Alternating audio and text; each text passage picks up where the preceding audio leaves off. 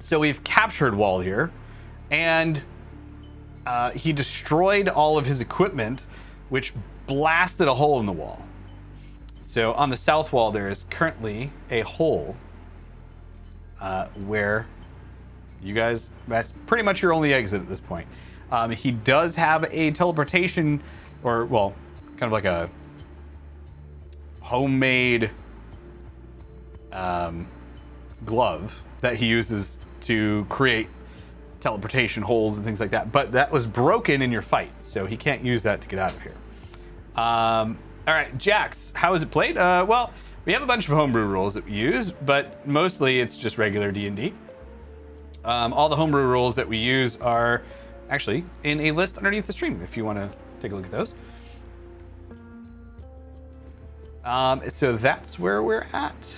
All right, I'm going to pick up, we'll start with Mwanza, who is currently, I believe, holding on to the captive Wald here. Who also might be muted? No, I'm here. I was just... Okay. I saw your mouth moving. Yeah, because we ended off with a slightly different note. Okay. Because you pointed out there's a giant hole in the wall. Yes. So my threatening's not needed. Yes. Well, you were, I thought, holding him when we ended, but maybe I was about to start threatening him. So, okay. And then you pointed out the hole. Yeah, it was not a very obvious giant hole. Yeah. Easily. So, easily overlooked. Does it feel like this place is about to fall on top of our heads? You did hear some shaking from above. There's not any like quaking or anything at the moment, but you heard some like collapse up above you. You probably get the sense that it's a little unstable. Okay. Do we hopefully have time to maybe just sit and catch our breath for a minute before we explore? That's up to you. Hey guys, I'm not feeling so hot. I wouldn't mind just like catching my breath real quick before we go into the mysterious hole. Yeah. We should, because I'm definitely low on. So...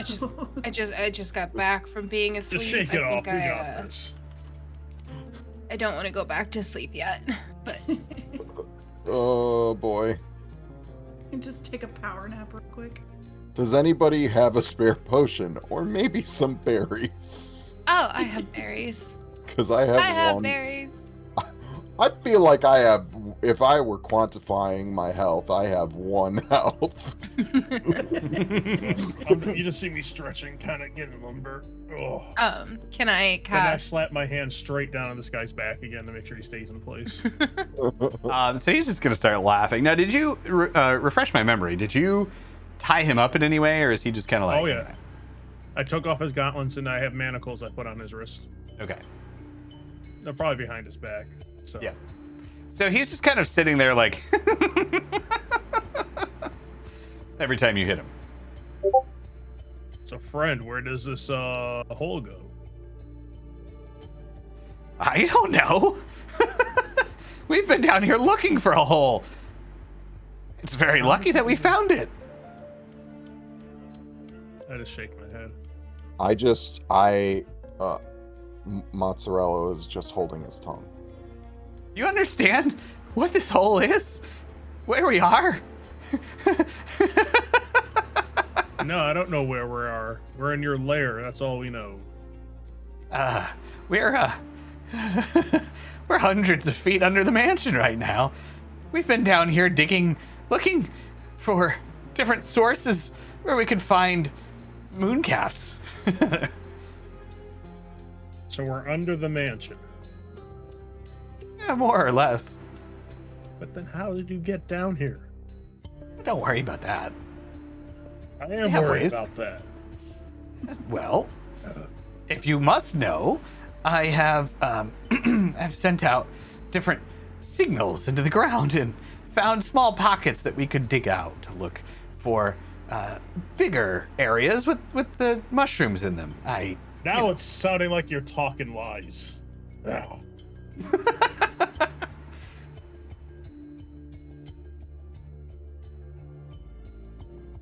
All right, so we're taking a Just short kinda rest now, flash.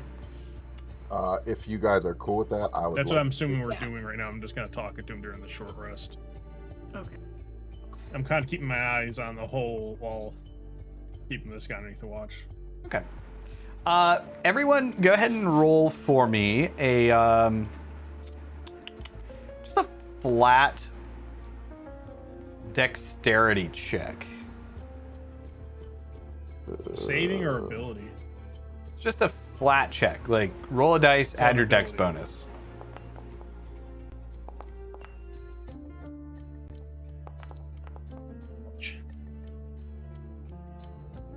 Okay. Oh, 11. Nope. Not as bad as I missed one.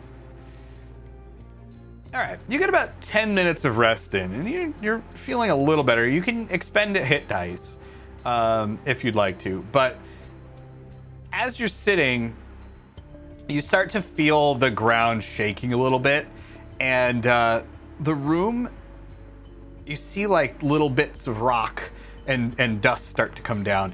Wanza, I need you to roll a dexterity or a acrobatics check. Actually, make it athletics. Sorry.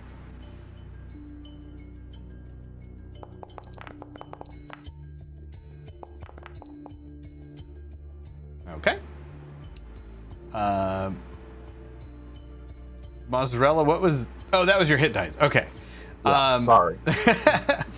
Okay, so Mwanza, you get a 16.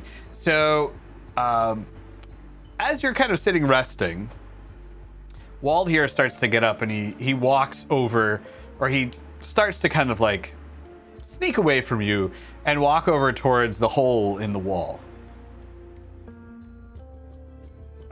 You do manage to catch him. That's the important part. I missed, sorry. Once You again, I managed to walk catch up him before he behind goes him, over there. I slap my hand on his back, or be going that way in a few. Good, good.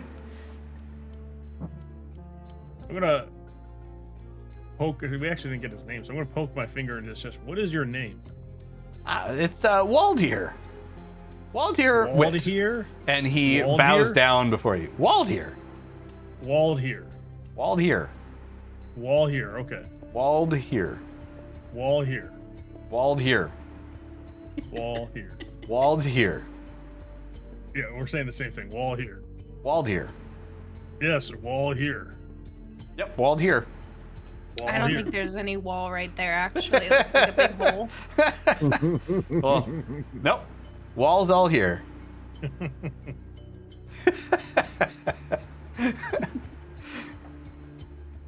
All right. So, what are you guys doing? Should we go through the hole?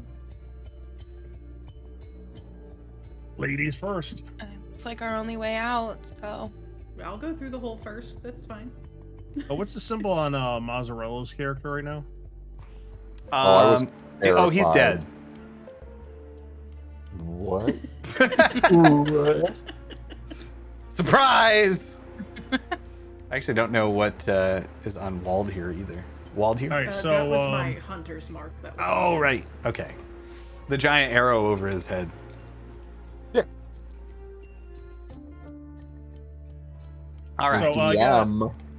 I'm getting there. Game is paused. I need. Oh, sorry. I need some water. You know, I talk a lot. So, Um, so during our quick break here, I end up giving Maddie and Mazzarello my last two level 1 healing potions. all right. Oh, beautiful. I need that. You might be able to drag it over them and just hand it to them, but I'm not sure. Oh, I'm dragging him around with me. No, I mean the potion. Like you can drag it onto their. Oh. token. Oh, no, I think think I have a healing potion. Oh, do you? Yeah. I do not. I'm I thought good. you guys went through all yours. I am out, so I would gladly, I don't know if it worked. gladly pay you Tuesday for a healing potion today. But either way, we know he has one then. And Darth, you have one still, right? Yes, I do. Yeah. Which I'm actually going to use one to get me to I mostly. do not remember how to roll for a healing potion. It's 1d4 plus 1 if it's a level 1 healing potion. So we have the homebrew healing potions now. I put them in here. So you might just be able to roll it from the healing potion. But if not, you could just roll a d4 and then add 1. If it's a level 1 healing potion. And then, whatever level of healing potion it's that many d4 plus that number. So like if it's a healing potion level 4, it's 44 plus 4, etc. Yes. Do I need to add it to my HP? Yeah, it has to be done manually. Okay. Yeah. Either I can do it or you can do it. I got it. All right. The healing potion is not in my inventory, so I was going to roll it manually, just so you know. Okay. So yeah, just roll it and then I'll add it. Or you can add it. Oh, nice roll. 4. So 5. Thank you. I got you.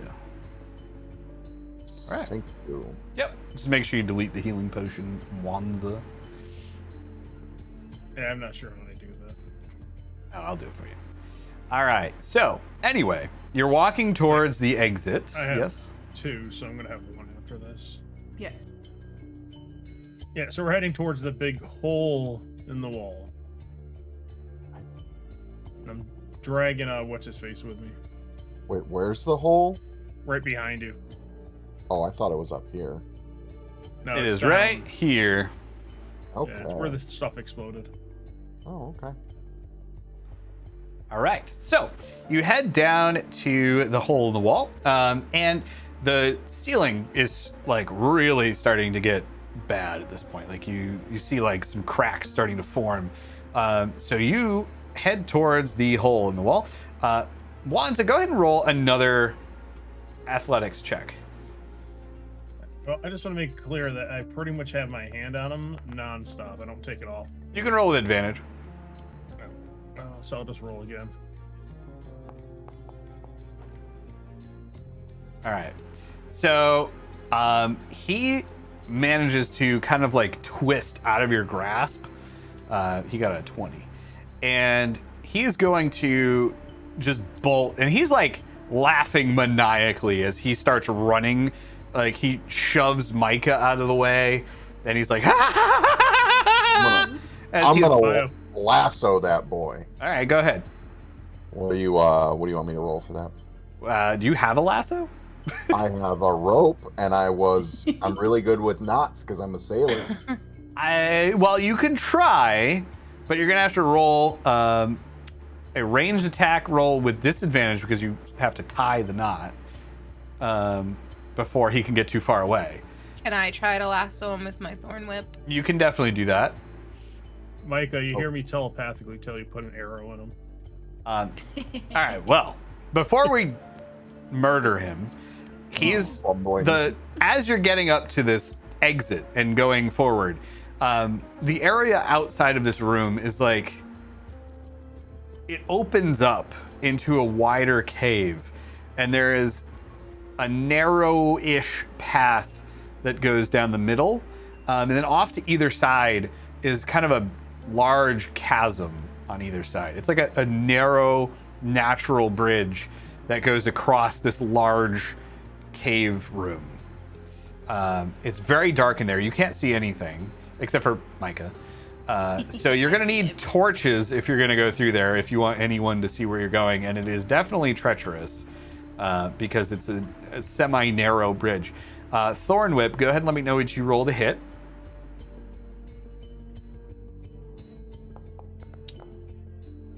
All right. Oh, it did my luck thing. 12. 12 to hit. Okay. So you narrowly missed. Now, Mozzarella, you can go ahead and roll as well. Hang on. My browser crashed, and now I have to log in, and I don't remember what my login was. All right. While you're figuring that out, I'll roll for you. All right. So, Mozzarella, you roll. You got, since we can't see it in the chat because I'm using real dice, you got a 16. So you managed to get the rope. You get it out. It almost gets him, and it kind of like grabs him around the arm, but he's not really like completely under your grasp. And as that happens, let me know when you're back in. Yeah, I'm trying. Okay. I'll still roll for you if that's cool. Just to move the story Don't kill along me. here. Just don't I'm kill not. me. Well, I won't roll anything that'll kill you. Don't worry. So you can't see him at this point. The only one who could see him is Micah. And as you're holding this rope, you feel like a rip, and the rope just flies out of your hands. It catches you off balance, but you don't fall. Micah, you see something black, like a big black thing, and you hear like a, and then, and as he's like disappearing into the darkness, you just hear him laughing all the way until he stops, and you hear nothing. Okay, is it like an abrupt nothing? Like he got eaten by something? Or is this like a... It was an he's so abrupt far away? nothing, yes. Okay. And we're going to change scenes.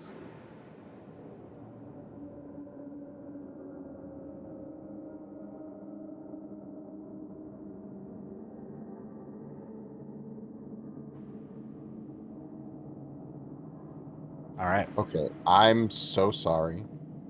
I think I'm back. That's but fine. I was not able to pay attention to any of that.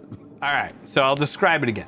So you go to lasso him. You kind of catch him on the arm, and you feel the rope just as soon as he gets it is like ripped from your hands.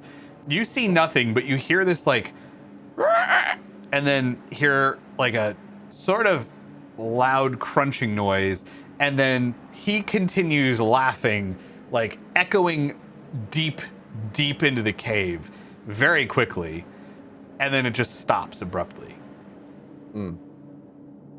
Got it. That sounds not I kind good. of hold up the gauntlets I took from him. I'm glad I at least took these from him. Even though they don't work right now. Right now. Okay, so since I have super good dark vision, can I see anything in this area? You can see it. I guess it just kind of looks like the scene here. There is a long, narrow, natural bridge that's been made by, rocks just kind of eroding away on either side over time. Down far below you, probably about 50 to 75 feet down, there is some water. And then straight ahead of you, you can't see all the way because it's too dark. But you can tell that there's a rough outline of some sort of structure straight ahead. Okay, so structure, not creature. Yes. I do have a torch out, by the way. Okay. Okay. So the range on a torch, you can't see all the way across the chasm, but you do get a little bit of light you can see in your surroundings. And about 50 to 75 feet on either side, there's cave wall. Your standard cave fare, stalactites, stalagmites, so that kind of thing. Nothing really, there's no natural light of any kind in here. You're very far below ground. And you also hear the room behind you start collapsing. So you need to move. Can I be holding on to Mwanza's tail? Yes. You can all see out to about, I think, 50 feet per torch, right? It's 20. 20 feet. So- Okay, 20, 50, same thing. So you can all see pretty clearly about 20 feet out. I'm thinking since I have the best dark vision, I should go in front, and then you guys follow behind. That's Sure. fine. Okay, so I'm gonna start crossing this bridge Okay. slowly and carefully to All not right. fall. Yeah, so I look at Maddie and Mazzarello and say, stay close. Yeah, I'm gonna stay pretty close to the torch. Okay. I am gonna tell you guys that I can see a structure of some sort in front of me. I just can't tell. That's as good of a direction as any, I suppose. All right. So you start progressing across this chasm, and it's very quiet. Like, you don't hear pretty much anything on either side.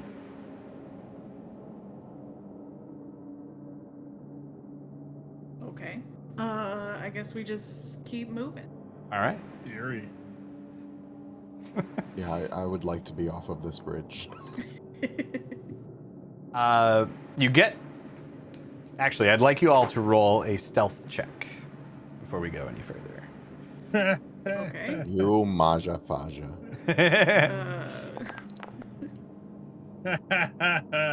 I plan sneaky encounters because I hate you all. Oh, wow. You got a -2. Oh, Yeah. my God. Oh, no. I do not sneak. I mean, it makes sense. All right. So we have a 2, a 3, an 11, and a 17. You don't just have a 3. That's a crit failure. Oh, my. Oh my gosh. Yeah, I'm making a lot of noise. All right. So you guys start heading across this bridge, and you are making the most noise possible. Like, there is just clanking, and like, Mazzarello has like the kind of boots that are really like clicky when you walk, and it's just echoing off the other cave walls. I'm gonna say that I'm also humming, unconsciously as like a nervous tick. Very I'm chalant. gonna look to Mozzarella and be like, "Can you please shut up?" I can't help it. Micah, that wasn't nice. It's so loud. I'll try. I'm sorry. It's okay. It's okay. It's okay. It's okay. It's okay. It's okay. And then it's reverberating off of the walls at this point. Like, you can hear it coming back at you from across the other side. We're gonna go for quickness instead of stealth at this point. And you just run the rest of the way across. Yes. Nothing happens. Uneventful. Uneventful. Why are you like this? So you get to the other side, and it opens up a little bit, and there's more of a platform. You can stand here, and you see that there is a large cave opening, like another mouth of another room. It's about 10 feet high, 15 feet wide, and you could see the other room is a little smaller. But as you walk into it, you can see that there are 3 other paths. One to the north, one kind of northeast, and then one south from your location. You're coming in from the west.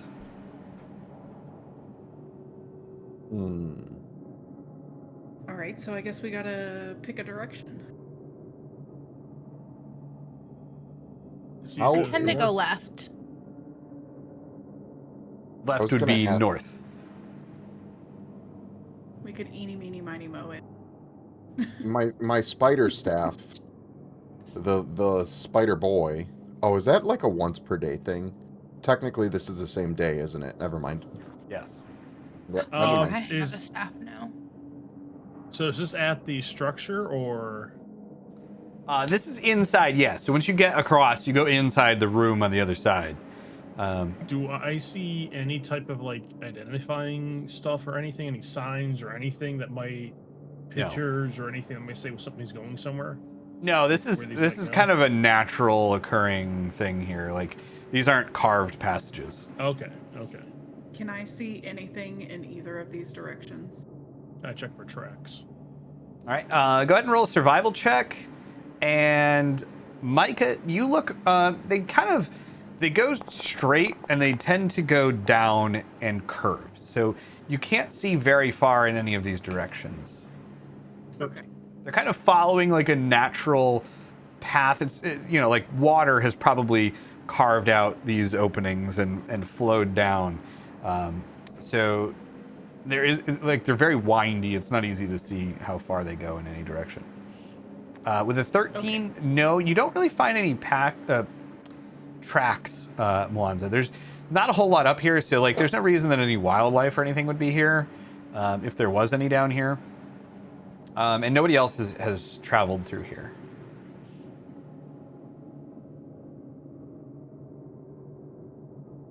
That you can tell. All right. I guess somebody pick a direction and we'll go in that direction. Left. Left. Left sounds decisive. Let's do it. All right. Okay. Mwanza, you go first.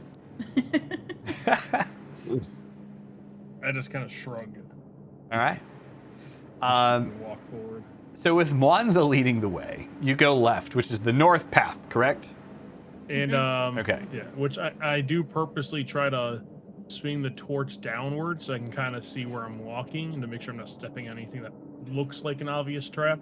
Well, Yeah, because there's a stone that's like too high up or something as we're going through, or trip over something, you know, that type of thing. so you might be surprised to know the best place to put a torch is directly behind your head. I That's mean, not I'm a purposely fire making hazard. sure I'm lighting up the ground real good. Yeah. Well, if you put it in front of your head, then the fire would blind you to anything beyond the torch. It's But if you put actually it behind down you, in front of me, not off to the front Anyway. of my head. I can sit on your shoulders and hold the torch. Oh my god, that's a good idea. there you go. I got you. All right, I'm gonna climb up Mwanza and sit on your shoulders Okay. with Do the I need torch. to handle my handling check for this? I don't think Maddie's an animal, so you're probably good. Not yet. Not yet. All right. So you start to head down this tunnel. I need Wanza. You're leading the way, so roll a d20 for me. Actually, roll a d4. No, hang on. Okay. 2. So you start heading down this tunnel, and it winds and bends, and you start to go further and deeper down into. I was gonna say hi to Spooky Kristen. There was no sound. I'm just gonna wave. Okay. So you start to head further down into this tunnel, and it winds and bends. You start to hear some water coming from down below you, and eventually, after probably like 15-20 minutes of walking, you come into another kind of landing area.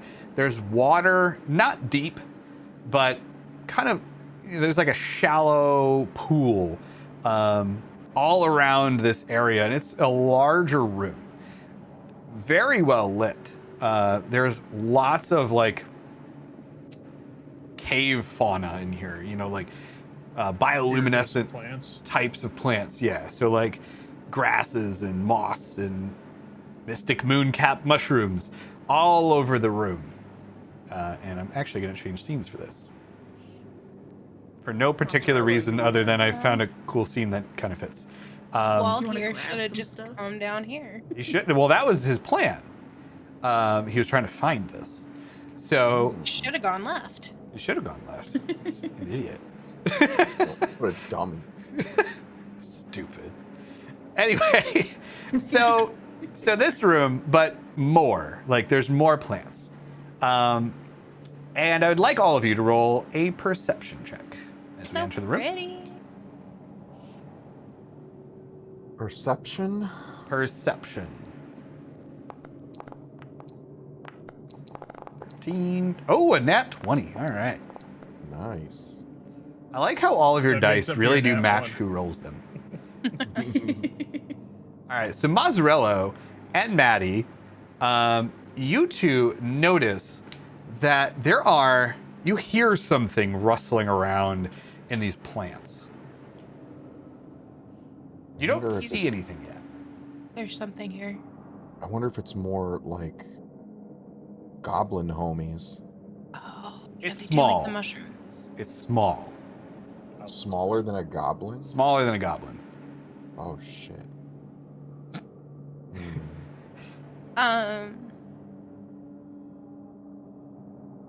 Yeah. Is they've it got- like it's just rustling? Like, would I hear any like distinct animal sounds? You might hear. You don't. But Mozzarella, you would hear like a squeaking almost. I think there's rodents in here. We're not the like a only mouse. rodents in- More like a. Not a mouse. There's some living thing in here with us, and it's squeaky.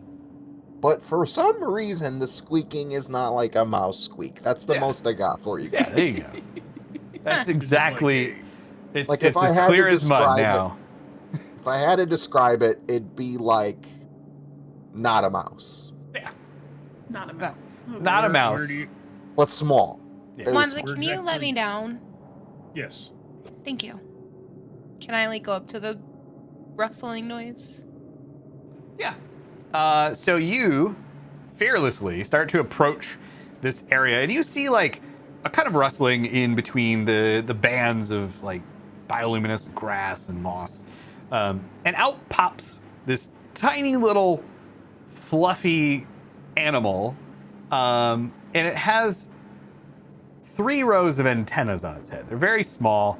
Like the front ones are the biggest, then they get progressively smaller as it goes down the back of its head. Resembles a rabbit, and it has different patches on its body. Under it has like pure white fur, but under the white fur it has patches of different glowing spots, like blues and pinks and purples and greens that just kind of alternate colors as it Can I- kind of looks. Can That's I keep it as a adorable. pet? You all look Well, at they're rabbits. so I need cute. it. So it comes So- over to you and it looks up at you and it kind of just cocks its head a little bit, like it's just trying to figure out what you are and what you're I doing. cock here. my head back and just It- stare at it. It goes the other way. I wanna squat down and put my hand out for it to sniff me like a puppy. So it backs up a little bit first, and then slowly moves up to you and sniffs your hand. I want to pet it. It lets you pet it. Yes. Can we pick it up? Can we pick it up? Can we pick it up? Go ahead and roll animal handling check. Oh, I want to try to pick it up too. We're both doing this. You can both roll with disadvantage because it's going to get mad at you. Aw. For trying. No, I'm just kidding.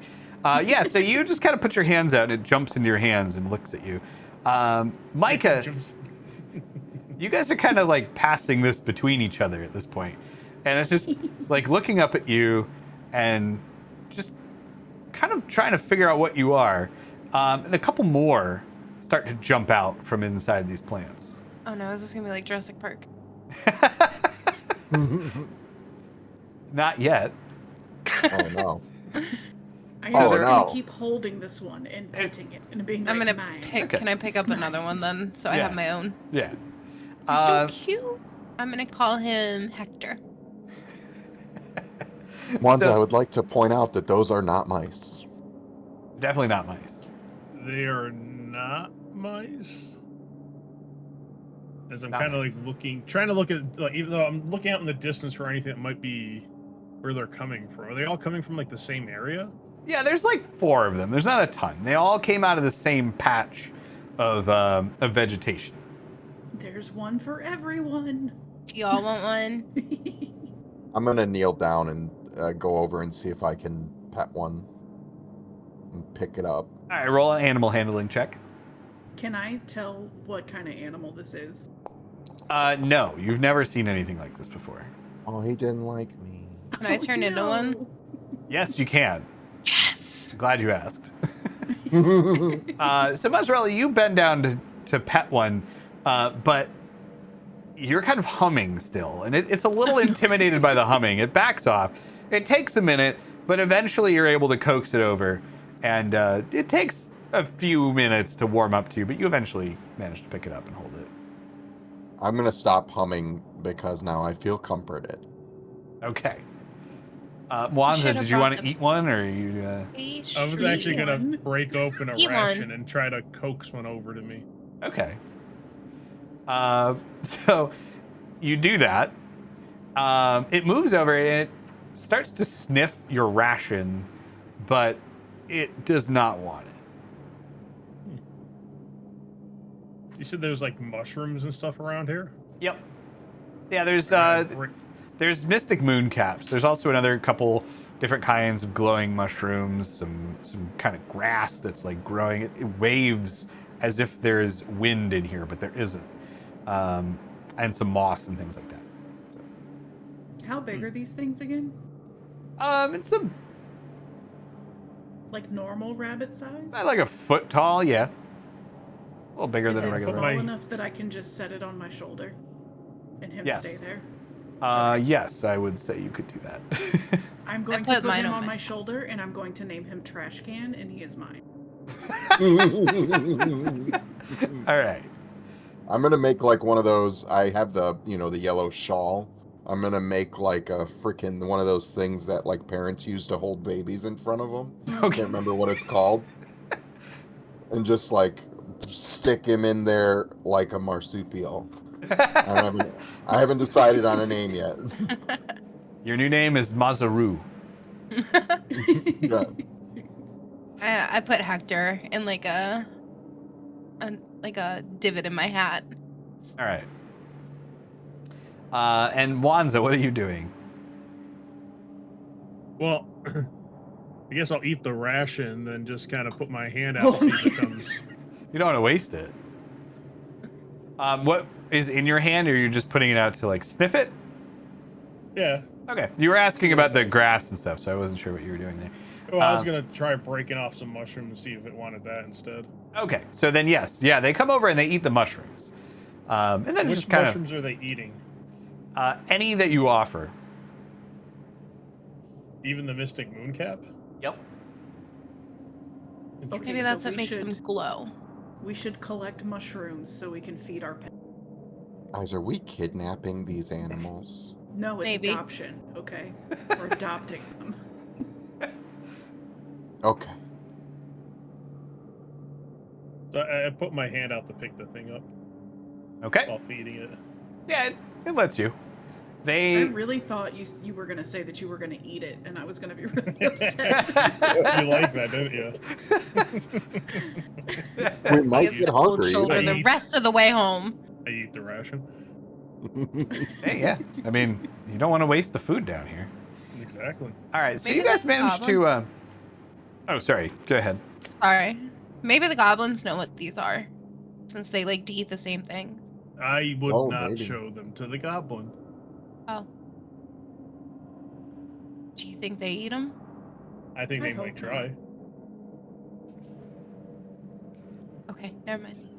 Okay, maybe we should just keep moving now. We have friends. Oh, I know what I'm naming him. I know.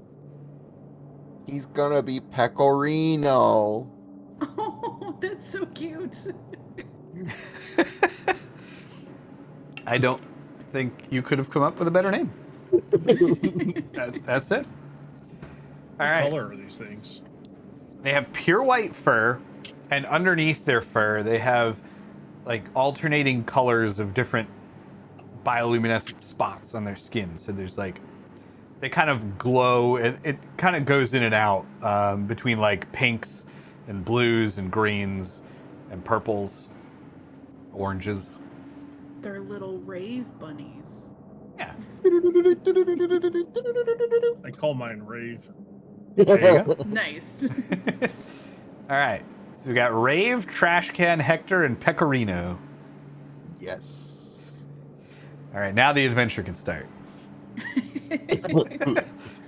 Everything was leading up to this. These are your Alright, backup guys, great characters. session. See you next Now week. we're making new Hi. characters and we're playing the You're gonna play the rabbits.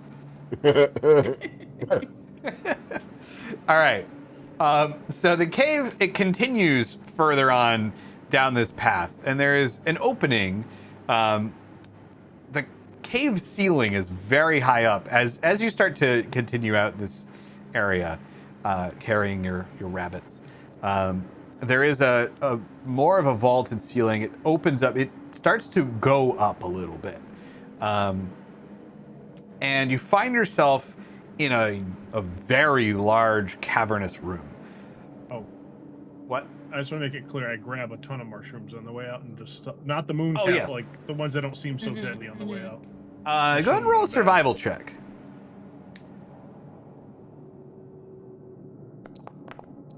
Oops. Oh no. I don't even know where my screen is. I lost it. Uh-oh. Well, Where's the you rolled a screen? 1.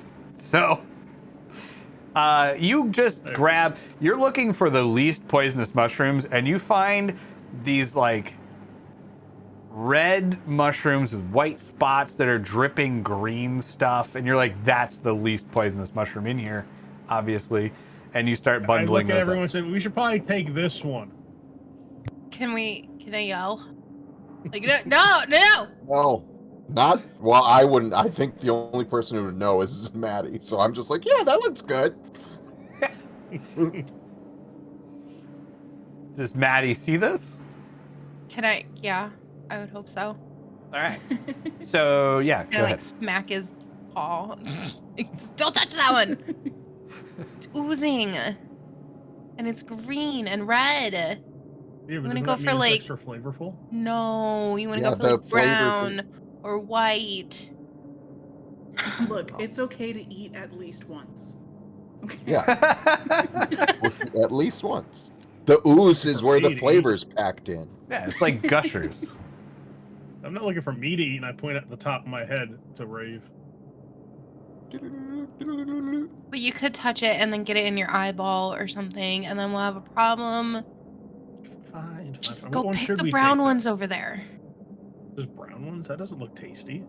I'm gonna pick a bunch of moon caps for it to eat because I'm like, I want it to stay glowy. All right. I just stare at you. I'm just gonna keep moving forward. You do know at this point how to pick the mystic mooncaps specifically in a way that they are not poisonous. Oh. Like Oh, to okay. you. I mean, if you ate it, you'd still be in trouble. But you've been around these things enough that you've kind of picked up how to handle them safely. The Yeah. the moon caps specifically. I'm just like holding my hands out so I don't like rub my eyes after picking them. Okay. All right. So you pick all of these things and you fill a couple of like sacks of, just cloth you had, probably, other bits of clothing and stuff. And you wrap them all up and you pack them away. All right. All right. Good I guess enough. Now Let's we continue to the next room that I've already described you being in, which is a large cavernous room with like large high ceilings. It's held up by stalagmites and stalactites kind of all over the place. There's water flowing through here. There's like a river that spreads out into different pools all over the middle of the room. You are on a higher tier. There's different tiers of rock in this room. You're on one of the higher ones.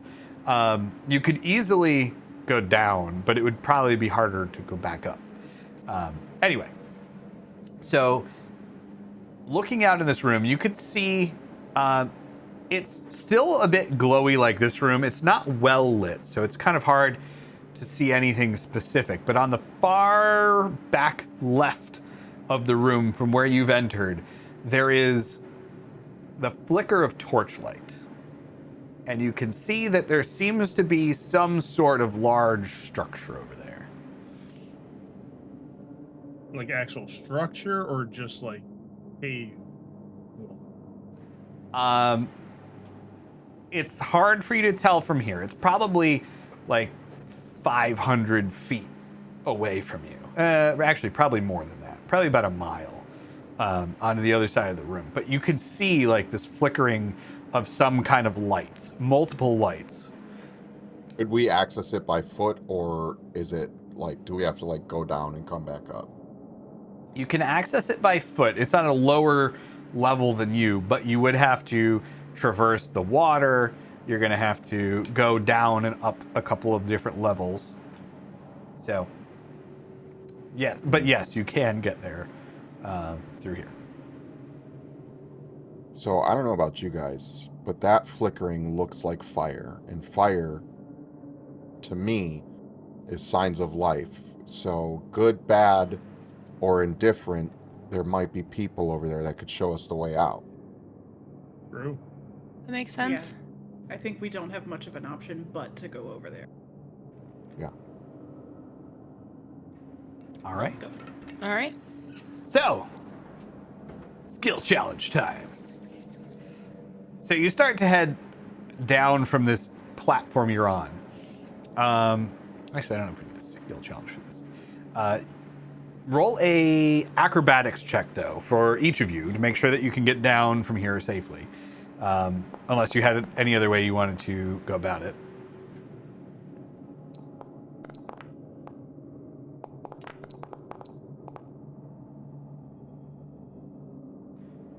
7, a 13, a 16, and a 14. Okay.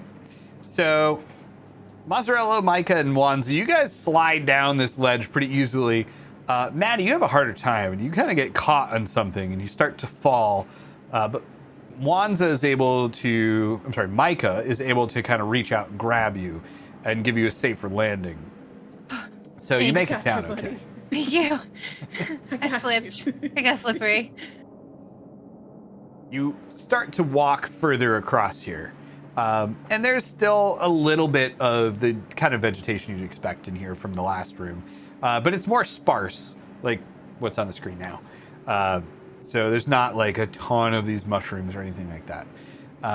You get the sense that that last room you were in was kind of very overgrown. Like there was a lot of life in there, and you're not really sure why this room is so much less than the last room. Then you come up to this river, and it's a fast-moving river. You're not going to be able to just walk across it, but you're going to have to cross it somehow to get to the place you're going. How deep is it?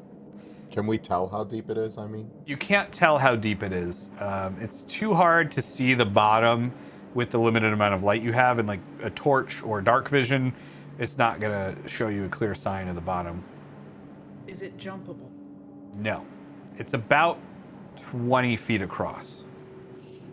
Okay. Can I Are like? there... I forget. Does the Mystic Moon Clap glow or no? It does glow. Could I take some of that and like rub it on a rock and toss it in? It would. See if it stays and lights up as it goes down. You could try that. You would probably know that like it's not going to, based on the speed of the water, you're not going to be able to just drop it and then it's have it go going down fast. to the. Huh? And it's going fast. Yeah, it's pretty fast. Could I have that mushroom staff now, right? You do.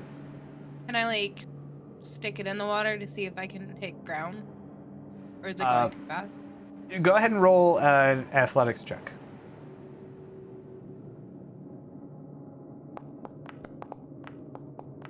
Ooh. 7. All right. You stick the staff in the water, and the water is so fast, it just rips the staff right out of your hands, and it goes flying. I'm just kidding. You stick the staff in the water, and the water current is strong. It almost pulls the staff out of your hand. Okay. You can't really touch the bottom. It seems pretty deep. Cool. We're not gonna do that again. I'm gonna back away from the edge. I think we have no option but to try to swim across. Well, Or float down with the current.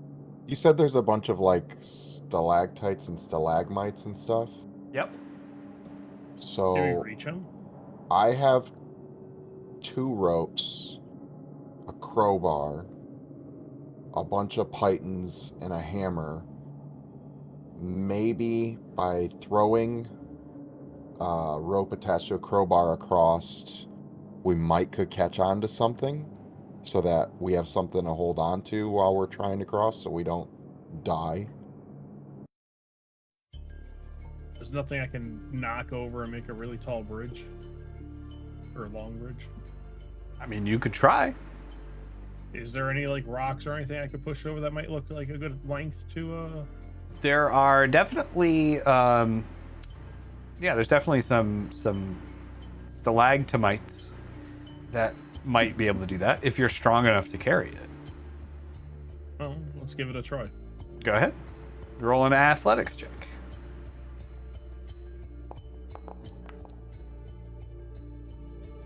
All right. So, what are you using to break these? Let's double check what I have in my inventory, but probably just my Morning Star. I also have the crowbar and hammer. Or I don't I'll know if use his, mold earth would crowbar. count to break them. Ooh. Mold Earth, I read me have that. You choose a portion of dirt or stone that you can see within range and that fits in a 5-foot cube. You can manipulate it in one of the following ways. You target an area of loose earth, you can instantly excavate it, move it along the ground, and deposit it up to 5 feet away. This movement doesn't have enough force to cause damage. Okay, never mind. Yeah, but you could shape stone, so you could make it thinner, no? Making it easier to break. Good. It is a cantrip, so you can use it more than once. It's a cantrip. Yep. Do you want me to try that? Yeah, try that and. Alright. All right. So I'm not going to require a roll. It takes a little bit of time, but you're able to move one of these stone pillars, and you dismantle it kind of piece by piece and reassemble it on the ground as a sort of stone bridge. Ta-da! There you go. Good job. Good job. I pick it up and toss it over. Well, okay, so it's pretty heavy. So it's going to take a few of you to do this, but you are able to slide the stone bridge over to the edge of the water. My question is, how are you going to get it over to the other side? Something we could do is we could,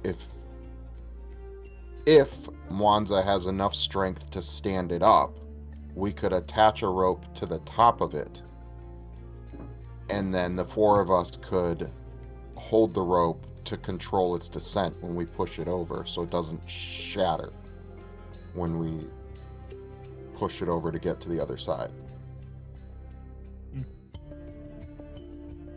Or, could just throw us. It could have so much force that it throws all four of us across like a catapult. Either way, we'd be on the other side. Yeah, I mean, either way. All four of us. Don't you mean all 8 of us? Oh, yes. True. Yes. Forgot. We have to be more careful. We're caring for more than just ourselves now.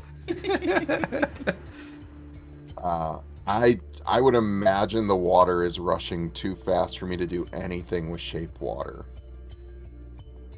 I mean, you could create a 5-foot cube of water, but you can't stop it. Right. But could you freeze it with frost? I was thinking about that, and I was like, that sounds a little bit too much like Zelda. And we've been playing a lot of Zelda lately.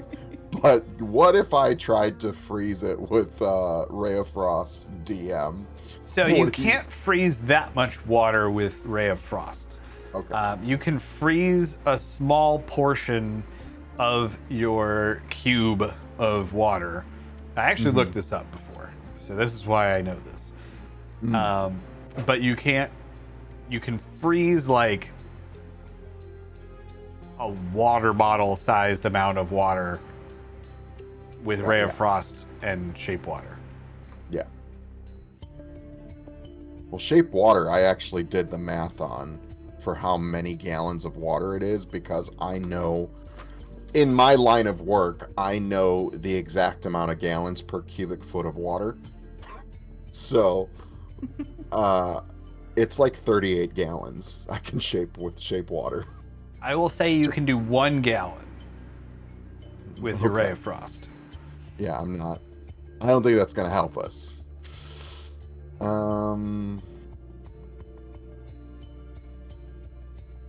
Yeah, the best idea I got is trying to control its descent, so it's open to the floor. Yeah, I got nothing, so that sounds good to me. Ooh, And you know what we how could far do? is this gap again? 20 feet. Guys, science, okay? Okay. We attach the rope to the if Mwanza can stand it up. I don't know if Mwanza, can you stand the bridge up? Probably. Okay. So between my 2 ropes, I have about 100 feet of rope.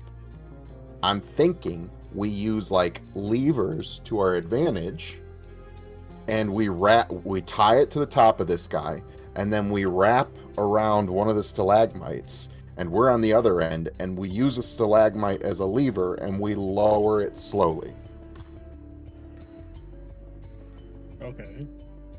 Or a pulley, not a lever, a pulley. It's worth a shot.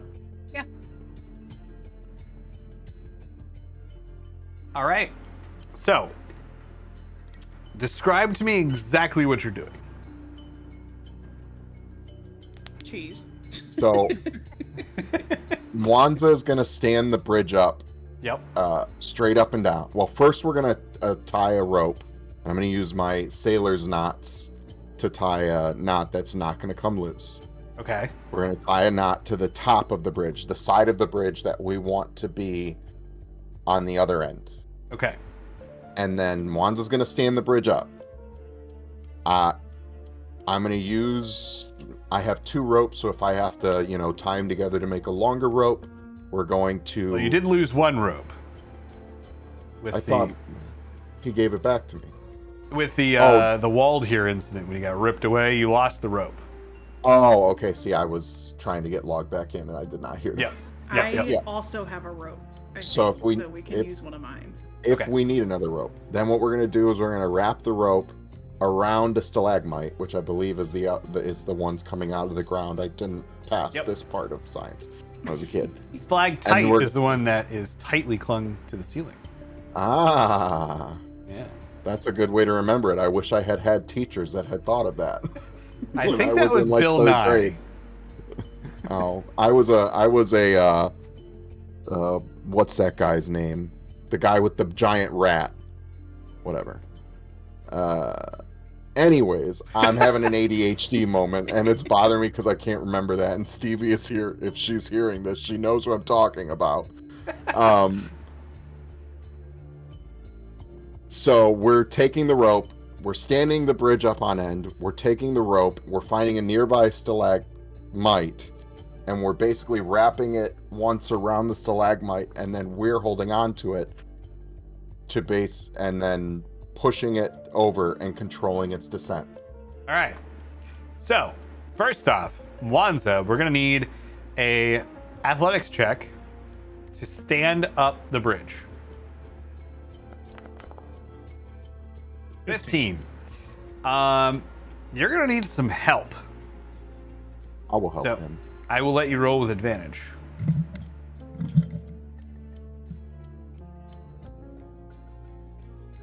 Mozzarella, is the guy's name Beekman? Yes! Beekman's World. I got you. I was a Beekman kid. I wasn't a Bill Nye kid. Okay. I don't know who that is, but I will look it up later for you. All right. That's cool as Bill Nye. I mean, oh, there's Stevie. Okay. So, 17. You are able to lift this thing up. It takes a lot of your strength, and you almost like dislocate your shoulder lifting this thing up.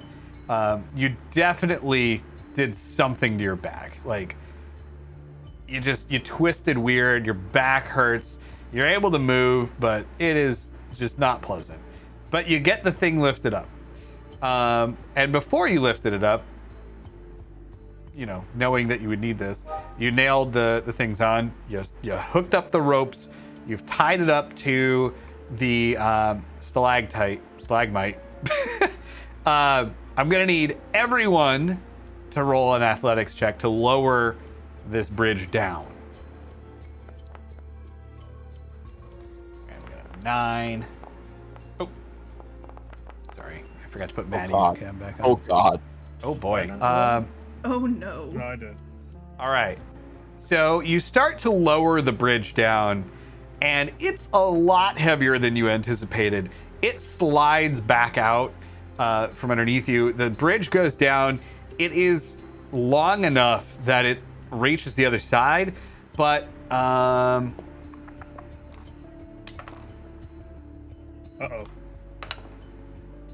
Hello? hello, I can hear you. I don't know what just happened. I think he's If you rolling just said dice. something, I didn't hear it. I'm just rolling dice. So Oh, okay. so you basically, you're having a hard time lowering this thing down. It slams down the other side. It starts to crack. And Mazzarello is like ripped from the ground and flies into the water. You're still hanging onto the rope. Go ahead and roll an athletics check. Oh no. Because my athletics Why are did he go so in the water? good. You got a 1, but not a nat 1. Uh-oh. So he starts to slip. The rope, like you see one of those pitons at the top snap off, and the rope breaks and starts to go down the river. His rope? Yes, he's clinging to the rope in the river. So I look at Maddie real fast, and I hand her my little rave, and I kind of jump to try to grab his rope best I can. All right, go ahead and roll an athletics check. All right, 18. So you are able to reach in, you grab the rope, and you pull him up.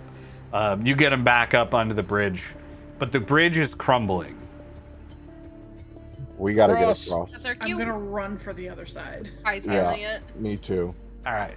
So you run across the bridge, and just as you get to the other side, the bridge crumbles and falls into the river. Well, that was close. I guess we're not going back that way. It was maybe a dumb idea, but it was, an idea. It worked. Okay, we're over here. It's fine. I hand rave back to Monza. Thank you. I just double check on Pecorino. I mean, for what it's worth, I thought that was a pretty good idea. Pecorino jumped off of you before you fell in. I do think if Mwanza was able to lift it with an athletics check, us creating a pulley system should have given us advantage on our strength throws. Wait, Just saying. did Pecorino run with us? Pecorino's attached to my chest. Yeah, Pecorino's good. I had to make sure Pecorino didn't drown, Cool. but Pecorino's attached to my chest. Okay. Okay. Yeah. Have him Okay, swap. So let I'm me- gonna look No. at Mazzarello and just kind of go, careful. You're not. You're soaked in water.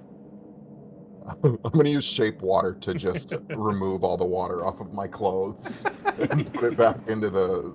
That is the most efficient way to dry off I've ever heard of. Right, Yeah, it's so good.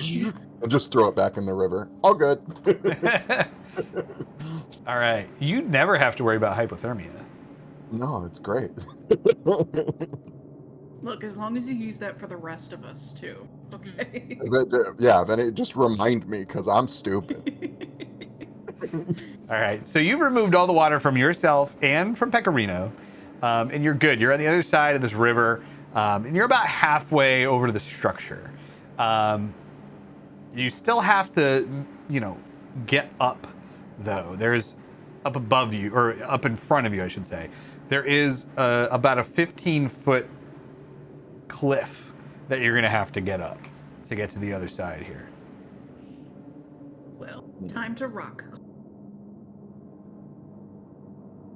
Did we manage to keep our rope? Or did we lose it in the water? You lost it. Okay. All right. Well, I don't have any good plans for going up aside from climbing. What say you all? Climbing's all I got to, so. Yep. Once again, I stole the good idea from Dorf. I would remind you that you do have some items that may help if you want to use them. What do I own? Oh, I do. No, I don't. It's not a new day.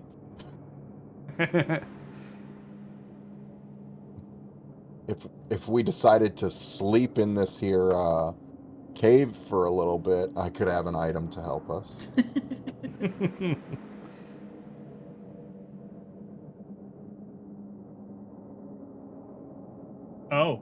I start looking at the patches on Darth's robe, on Micah's robes, and see if I see anything on there that might be helpful. Well, You literally just start seeing me kind of like look around you, looking at all the patches. all right. I was like, wasn't there a ladder or something over here? And I start looking around. So I have a list of what patches are on it. There's a dagger, a lantern, a steel mirror, a 10-foot pole, some rope, and a sack.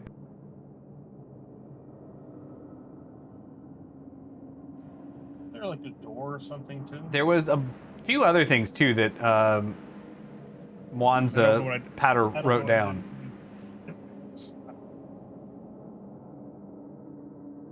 Oh, and here the other stuff is just Iron like door, what I massive wrote. wooden ladder. There is a wooden ladder on it. Okay. Is it tall enough?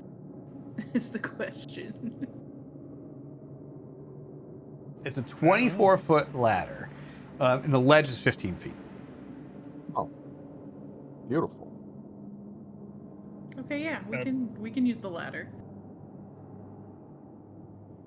All right. So I rip off the patch and go, "I choose you," and have no clue what's about to happen.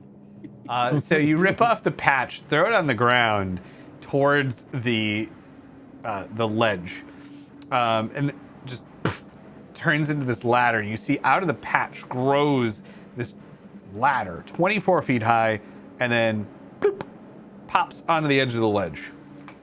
You got a ladder.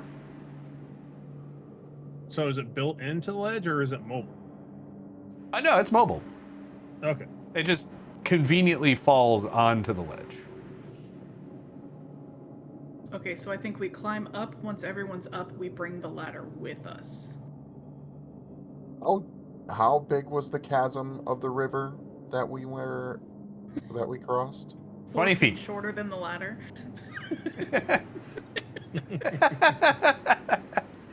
It's fine. I liked your idea, though. It was more creative.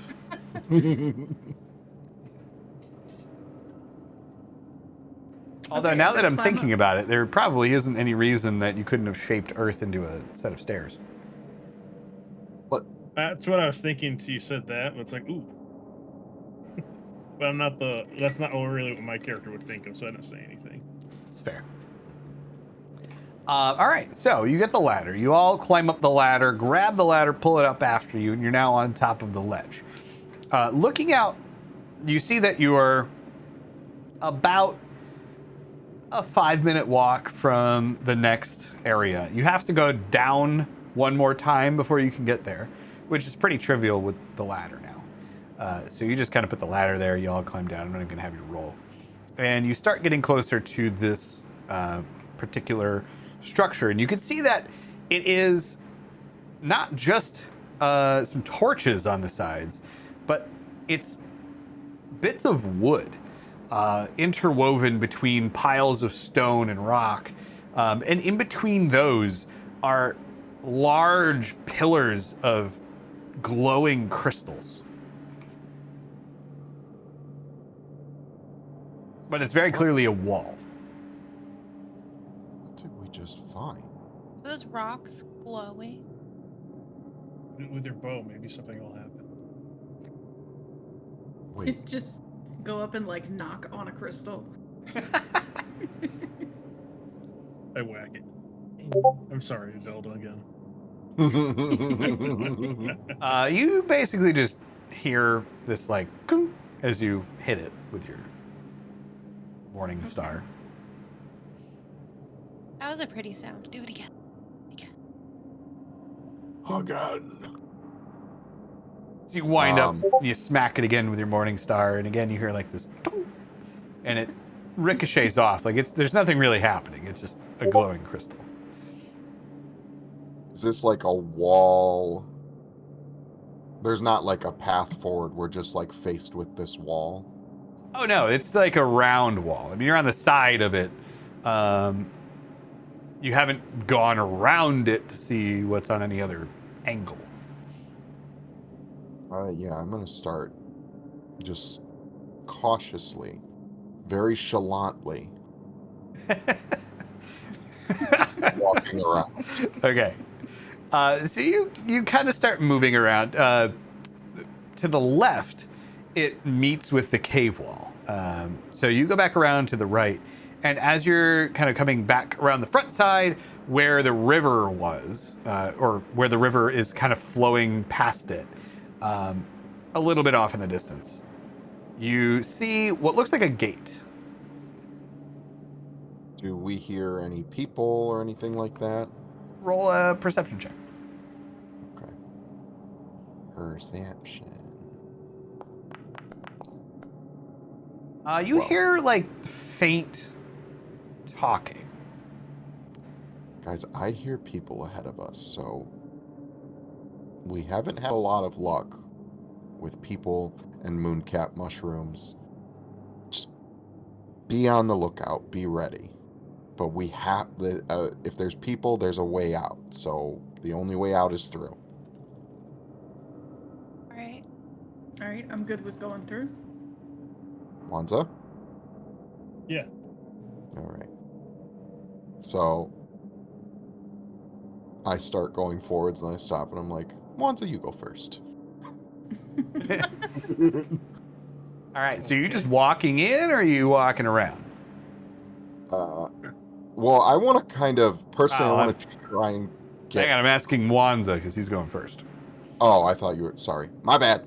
My bad. All good. I mean, we can all go. I just want to know what Wanza's doing specifically. Guess I'm just gonna kind of pop my head around the corner, go in, You just walk right in. saying hello. Okay. What's everybody else doing? I'm gonna hang back and see what happens when he walks through. All right. I guess I'm Maddie. gonna check for I'm- traps, but Hanging back, putting Hector underneath my hat. I'm Okay. also gonna check for Gearing traps. up. but- And what is Mozzarella doing? I'm also hanging back, but I'm like a little bit closer than the other two. Okay. So Wanza, like everyone else is just like, what is he doing? And Wanza, you just chalantly checking for walk traps. around the corner. You're checking for. Okay, go ahead and roll a investigation check. But otherwise, you just kind of walk in there. You don't see anything. Nothing seems out of the ordinary. You walk around the corner and you say, "Hello, anyone here?" Perception. Uh, I rolled the wrong and thing to start. okay, and you still don't see anything. And there are a bunch of little goblins that come out and they say, "Huh? What's that thing? Hello, friends. Huh? What is it? That's not a nilbog. What are you? Friend of goblins. Prove it." I hear that. I start saying the name of the goblins I know. I know this one. I know this one. I know this one. So they kind of like, they look at you like that, and then they turn then and like- they huddle together, and they're like, And I know you guys like to eat the glowing mushrooms. Yeah, I hear this and I come up from behind him and I say, "Look, I brought snacks," and I present some glowing mushrooms to them. "Oh, well, you didn't mention you brought snacks." And they all kind of run up to you, See, we're and they friends go of to goblins. grab Pecorino. No, and I just am like, Oh, "Oh dude. no, Pecorino! That one's and not This a is my snack. friend." And they pull back, and they're like, "He said he brought snacks." Yeah, the mushrooms, not Pecorino. Ugh. Look at his little face. He's so cute. Do I look like a vegetarian? Well, the last goblins we met only ate these mushrooms. We've never heard of those goblins. How do we know you're not making them up? I mean, This is a nilbog scheme. I can smell it. What is a why don't you nilbog? here? Just try a mushroom. You might like it. I know I would Yeah. like it. Do they look Well, like the same coloration as the other goblins? Yeah, they do. So What do you- can I walk in and speak goblin to them to explain the situation? Yes. Okay, I am not going to try and even sound like a goblin, but I'm gonna tell them that the little rabbit things are our friends and we're trying to get out. Roll a persuasion check. Okay. I'm I'm just gonna be like behind Mozzarella, just put my head around. Okay. So they look at you and they say, no, she's too tall to be a Nilbog. Oh, okay. All right. Well, we'll trust you for now. What? Can I ask them what the rabbits are called? We call them glow buttons. Oh my god, that's adorable. Trash can the glow bun. Okay. Glow buns. They're very delicious. Are you sure you don't want one? No, I would like to keep it as a pet. I don't want to eat it. It's very cute. You can tell Trash Can is not too jazzed about being here. We're just gonna hide Trash Can under my hair, where he feels safe. Okay. All right. I'm just like holding I'm just like feeding Pecorino in my little swaddle thing on my chest. I'm just giving him a little glow cap since those guys didn't want it. Why are you carrying them around and They're treating them friends. like infants? They're friends. It is my little baby, and I love him. Okay. I look at him and go, rations for later. Ah, Oh no. okay. This one I get. They say, well, come on in. And they just like waddle off towards like a big building kind of in the middle of this little settlement. So- I'm gonna follow them. All right. Yep. I'll follow too. Mike, Alright. ask them where they're taking us. I'm gonna ask them where they're taking us. To meet the chief. Okay. Is he the king of the goblins? I say semi-jokingly, but definitely seriously at the same time. King? No, we have a chief. King's a little much. And So they bring you into this big building, and it's very simple. Like there's no rooms or anything. It's just a large building made out of different kinds of woods and stone. It's held up by some like very rotted old wood pillars. Like all the wood around here is like ancient and rotted. And in the middle are like dirt tables made out of like rock. The chairs, I should say, are made out of like rocks. And they have you sit down, and you sit there for a second. A couple other goblins come out. They put down like bowls full of these mushrooms, different kinds of mushrooms, not mystic mooncaps necessarily, but there's a couple different kinds of vegetation in there from that you would have seen throughout the cave here. And they're like, well, I don't know where you're from, but you must be hungry, so have some food. It's not glow bun, is it? No. Okay, then I will eat it. Hang on. Is Maddie with I us? sniff it. Yeah. I ask Maddie, can we eat these mushrooms? Micah, roll a Constitution saving throw. Oh no. Okay. I sniff it. I've never seen these mushrooms, I don't think, so I don't know. Okay. 16. You are just able to kind of like catch yourself before you swallow it, and it has this like intense burning, stinging sensation in your mouth, and your mouth just goes numb. Oh, that's not healthy. I'm gonna spit that out. Okay, the I'll goblin. hold it Everyone up else, to do not the one eat I that. took to Rave. What, Patter? I'm gonna hold the one I have in my hand up to Rave after seeing that. And see Okay. if Rave eats it. Rave eats it. Rave actually kind of scarfs it down. The goblins look at you and they say, well, that's very rude. I'm sorry, but my face is numb now and my mouth is tingly. Oh. I don't think I can eat this. I don't think I it's wiped healthy some for me. Drool drool from Micah's mouth.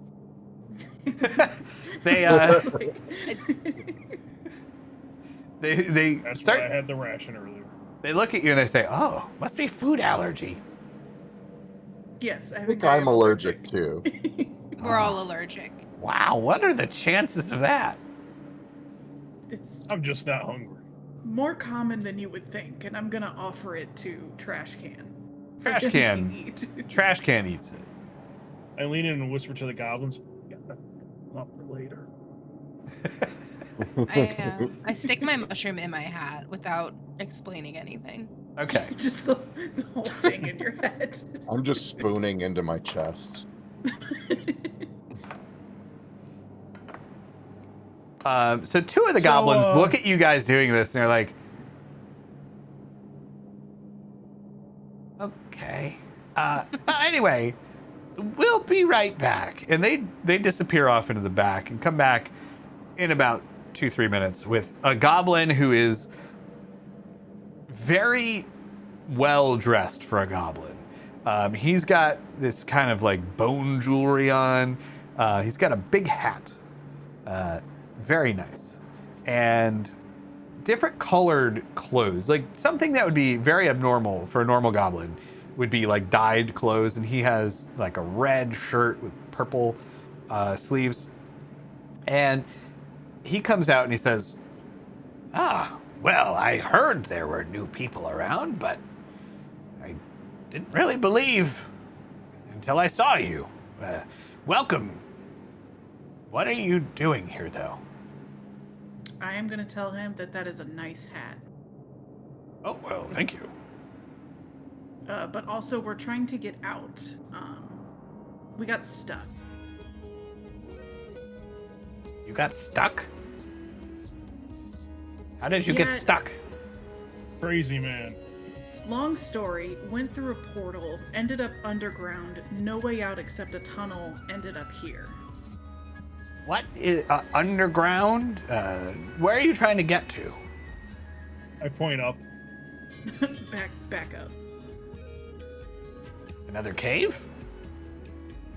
The biggest cave you have ever seen in your life. Wait, are you trying to get to the above world? Yes. Oh. I heard stories that existed, but I've never heard of anyone going there. Although I think I might know a way. Can you show us? No. Do you want to join us? No, no, I'm needed here, but I can tell you how to get there. It's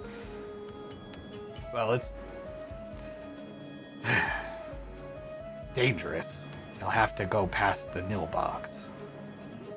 Of course we will. What are these? Always nil bugs. The nil bogs are the least of your problems. What's the most of our problem? And he's gonna kind of gesture to you to get up. And he walks over to the door with you and he points. And far across the river, you can see that there is a kind of another cave opening. And on the back, a wall. And you can't really make out what he's pointing at. But he says, that place. None of the goblins who go there come back. But that's the only way to get to where you want to go. So you have no idea what's in there because no one's ever come back. Oh, we know it's haunted. Ghosts. But Cool. we got to go through the mill bugs to get there. I mean, you might be able to avoid the nilbogs. So the I'm not that nilbogs sneaky.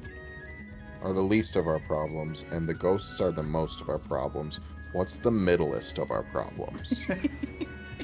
Probably the river then. Okay.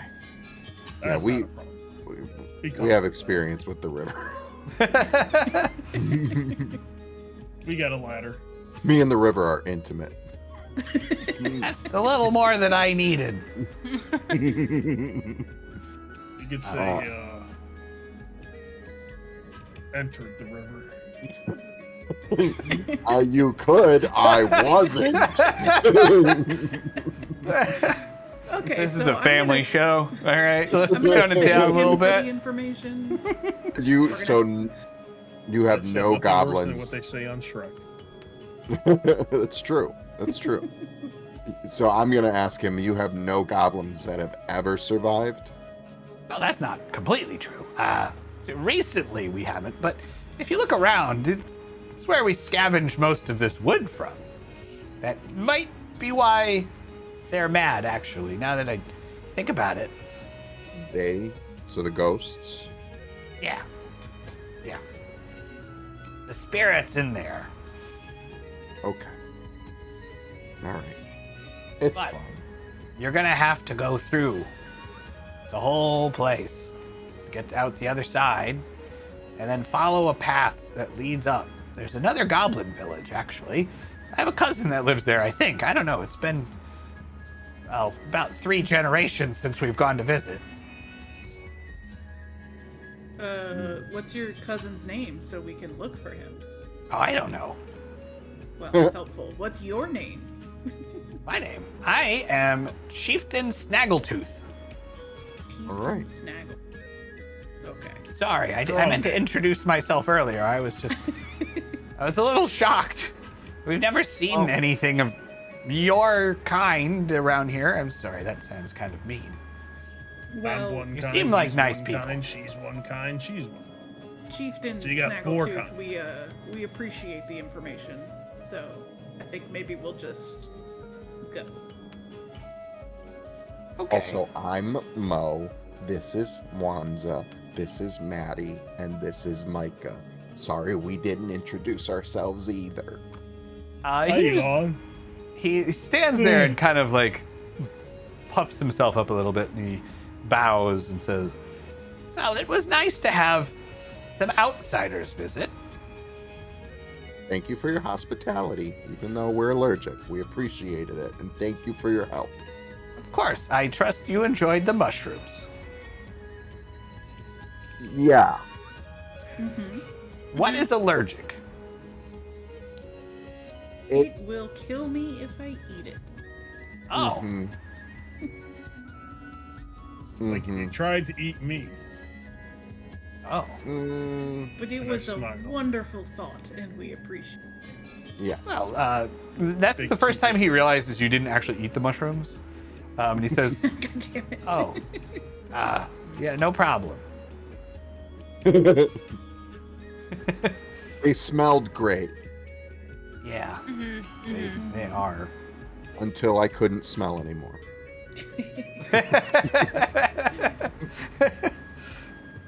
So he says, Doing good to fatten up our rations.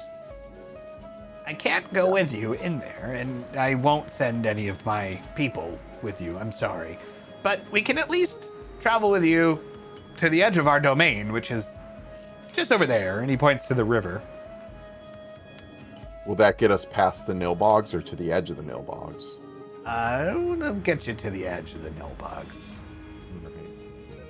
Okay. We can't risk being caught outside of our village in case the Nilbogs attack. Understood. What is That's a fair. nilbog? Nilbog. Evil goblins. So they're goblins. They're goblins, but they're twisted.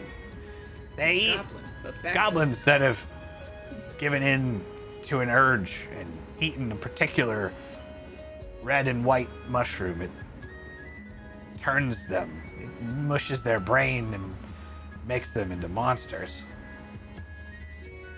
I gotta ask a question. I think I've seen Red and this white, mushroom. that goop. Green goop. Yeah, you've seen it. Yeah, That was a okay. lot Told back you where it we fell was from. bad to eat. I gotta know though. Is the flavor in the goop?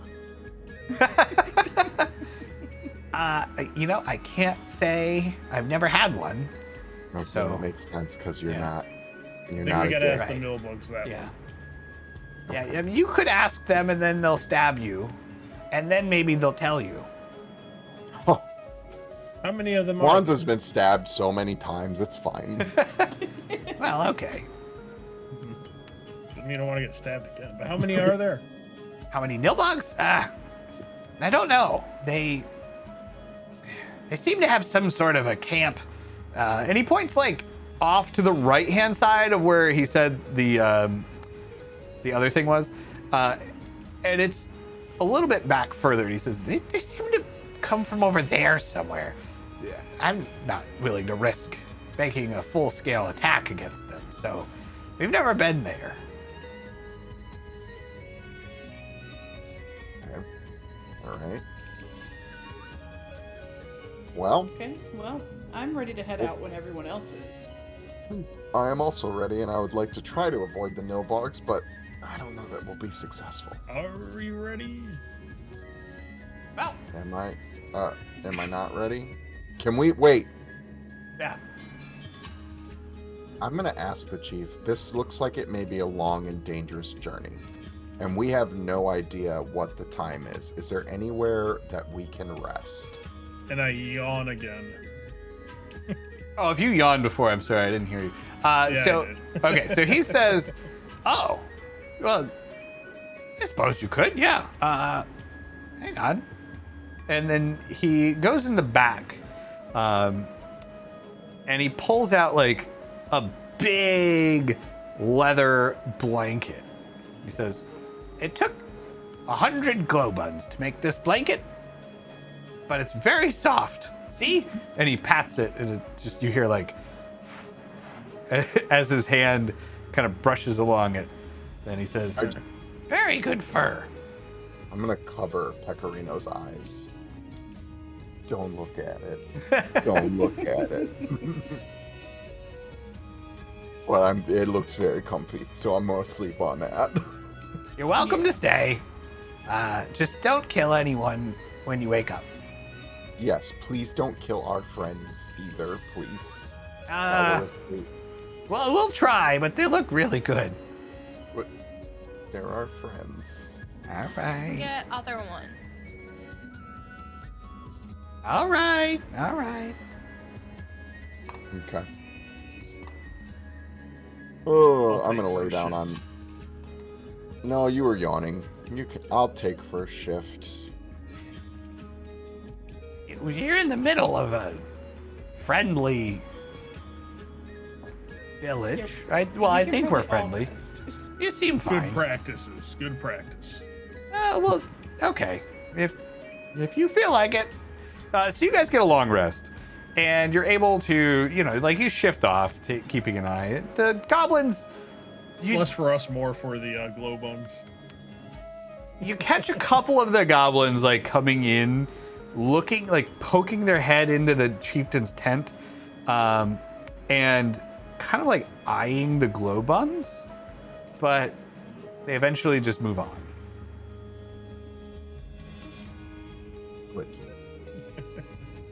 All right, I'm just gonna cuddle up with trash can and take a nap. All right. So you guys all get a long rest. And the next day, when you wake up, the chieftain comes up to you and he says, all right, I need my blanket back. I'm tired. You can have it. Thank you. It was very comfortable. That's a nice blanket. Yes. It is. That's why I tried to sleep without it. It was just a little too cold. I didn't want to bother you. I'm sorry. I need it back. I'm sorry. And he grabs the blanket and walks off. Is there any glasses or anything that looks like a glass around here? No. No? No. They're not that sophisticated. There's like nothing that looks like I could pour liquid into or anything. I mean, there would be a cup, but not like a glass Well, that's what cup. I meant like a cup. Okay, like yeah. something I could- So yeah, you can find a cup. They have cups made out of like bones and rocks. All right, so I pour a little of what's in my water skin into the cup. Not a lot, but a nice little taste of it, and pass it over to the goblin chieftain. So you can rest better tonight. Oh, Oh, thanks. And he drinks it, and then he starts to walk back over to where his bed is, and you hear like a psh, and he says, "I'm okay." And then you hear, pff, and he just collapses onto his bed. What? Let's make sure the blanket's over him. I lean over to Mozzarella and like, did he? It gave him some of the good. Okay. It's what we took from. It was Jock Cook Stew's special reserve, Yeah, so and it was drinking all of that. it was very well. I mean, I did drink all of mine, but that's because it was good. All right. So, you put the blanket over him, and then you head out.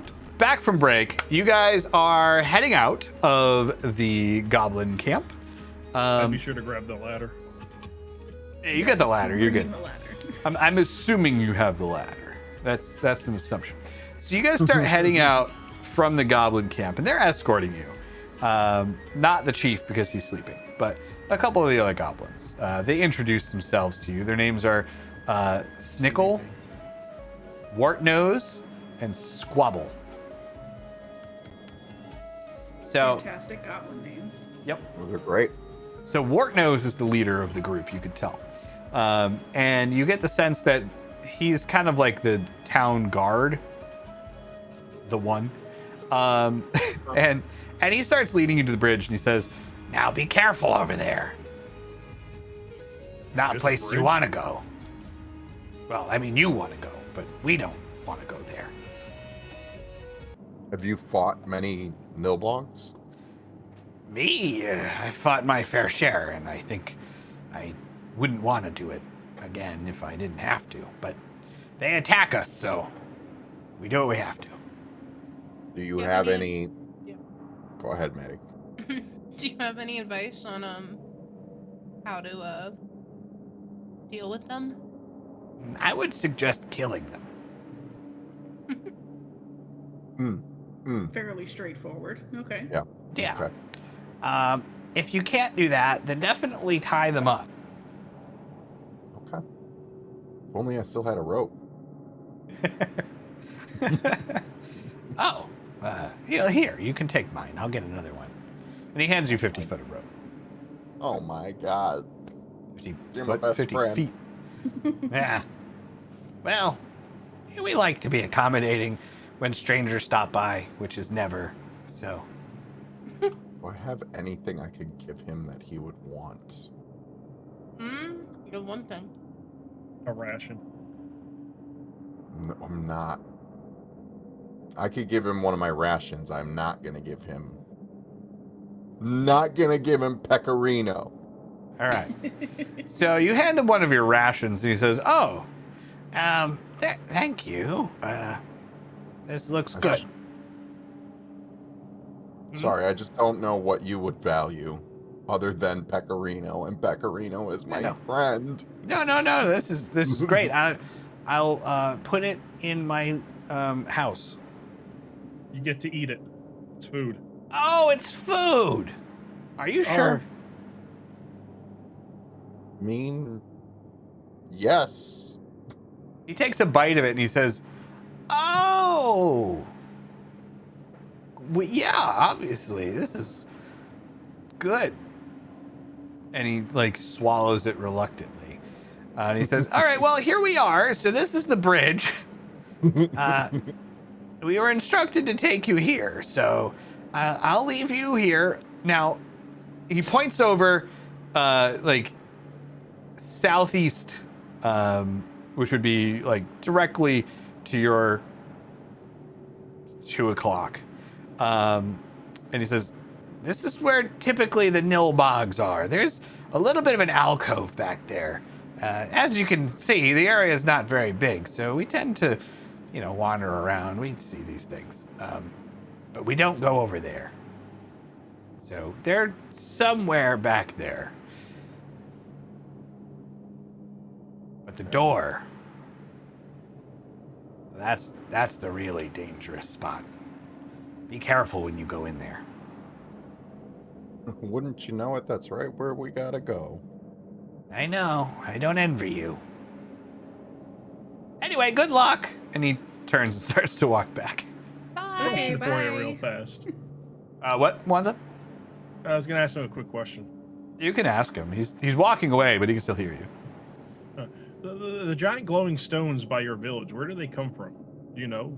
Oh, those were there when we got here. Oh, okay. Yeah, it just seemed curious. easier to build the wall around those because Makes they were sense. pretty tough. Makes sense. Just Yeah. wanted to ask. Thank you. Oh, you're welcome. And he walks off. So you're left at the bridge. The bridge is crumbling, but still holding. I mean, not actively crumbling, I should say. But, it's weathered, it's aged, it's, starting to fall apart in places. You get the sense that you could pretty safely walk across it, though. Is it a So- stone bridge or a wood bridge? It's stone, yeah. It's like, Maddie, you think you could strengthen it with your ability? I can try. Maybe pack it tighter. So you spend a little bit of time pulling some stone from around the river and mending it back to the bridge, and you manage to fill it in a little bit.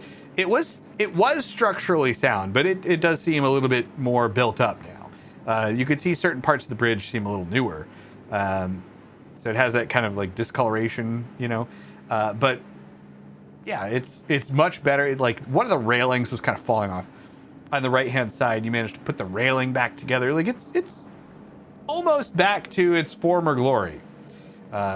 Thank you. Nice. And So, then I look at Mozzarella and I go, they won't know of it, but there's our gift to them for their hospitality. good. Or they won't realize it's us. Yeah, because he did not like that food. He was being kind. So we made sure their bridge lasts a bit longer than it has. Or may have. Wonderful. Good.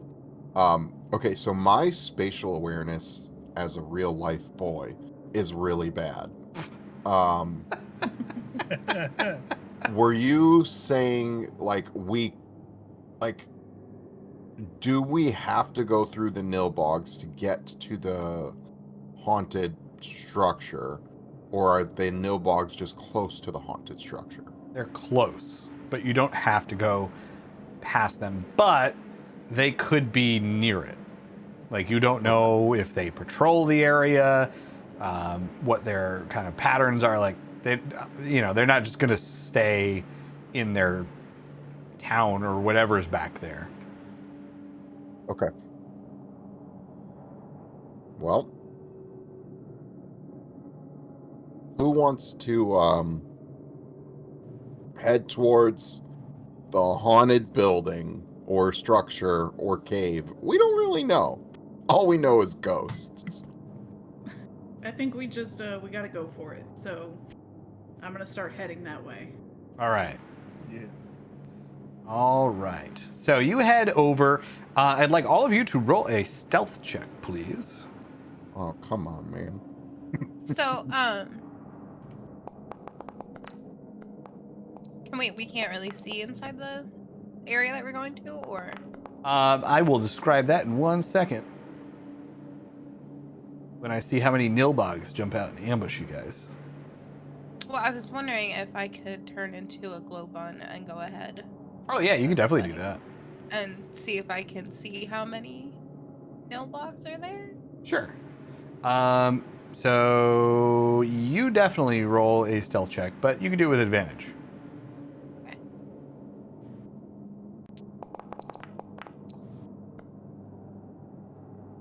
Why is one of yours a different color? It's weird.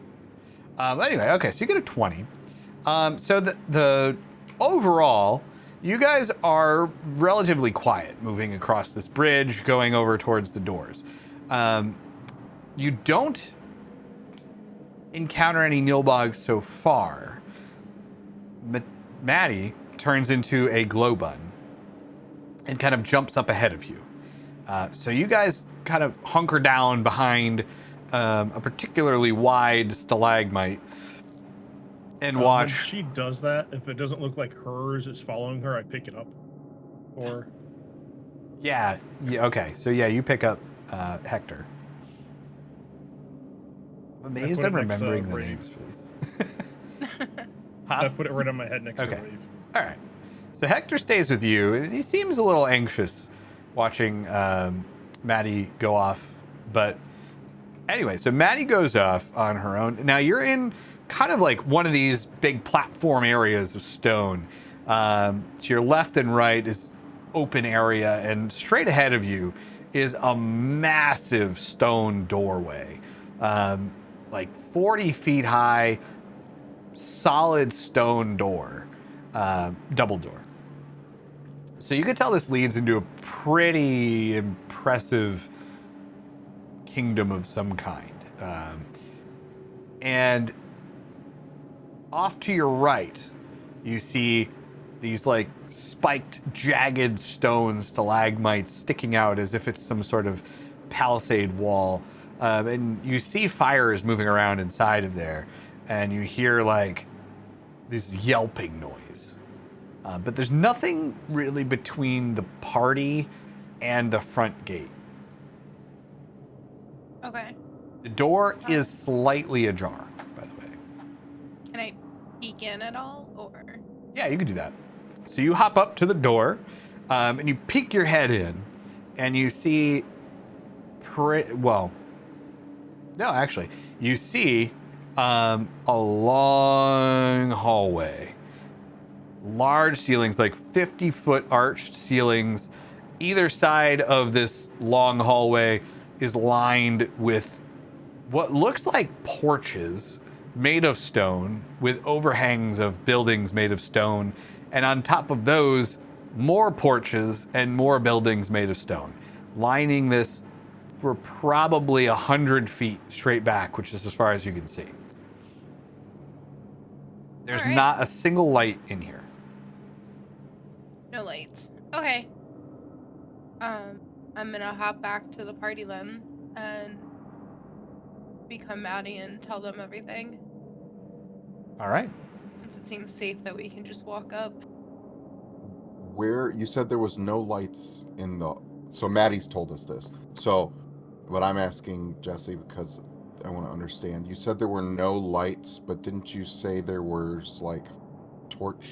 That was fire in the something? area with like the wall and the yelping. That was outside of the gate. Okay. So the area that I was just describing is inside, past the giant doorway. Got it. No spatial awareness. Yep, I'm trying. I understand. Okay. So maybe we should ignore the fires and the yelping and just head in the giant doorway? Does it sound like the yelping of someone in trouble? No. It sounds like something fighting. Yeah, let's just scooch on past that. Yeah, I think so. I agree. Hmm. I'm gonna scoop Hector up and put him back under my hat. Okay. Can't forget Hector. Oh, so you grab my hand and be like, "Can I have him back?" Yeah. Can I have my bun It's back? like pass him down Kwanzaa? to you. My good luck bun. All right. So you all head over into this area, correct? I'm going to change the Yep. scene here. Just going to go back to this one. The big door. I'm annoyed because I couldn't find a good The scary Like- door. city underground animated scene, so we are with cave still. So you, I mean, it's still in a cave technically, so it works. But the hallway looks like it was. I don't want to say man-made, but like fabricated, constructed. Yeah. It So is you architecture. walking in, all of you, with a torch, because even like in dark light, your dark vision isn't perfect. You only see in like gray tones and things like that. So Yeah. with a little bit of light, it's easy to see that this is very masterful construction, or at least it was. A lot of it has crumbled away. A lot of it's broken, crumbling architecture, but at one point in its prime, this place was probably beautiful. Like it's just carved from the stone, you can tell. And it's like very nice raised porches. Like if you go up, onto these stone porches. There's buildings. You can go in to the buildings behind them. It's all rows of what you imagine was probably homes, shops, and things like that at one point. It doesn't look. It definitely was not made by goblins. Okay. The floors have some like intricate designs in them, and that you could. There used to be torches lining this area, but they've all. I mean, they're falling. Could I roll like a history check to see if I'm like familiar with anything in the past that might have sounded like this? No. Well, I was going to ask, since I'm half dwarf, would I recognize this as dwarven? You can roll. A history check? Yep. What are we speaking? A 14? This does seem dwarven to you, yeah.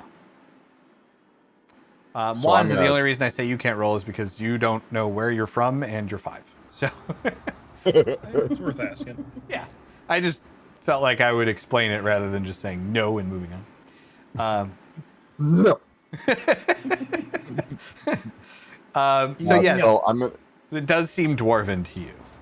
I'm gonna tell the party I don't know what happened here, but these ruins look dwarven to me.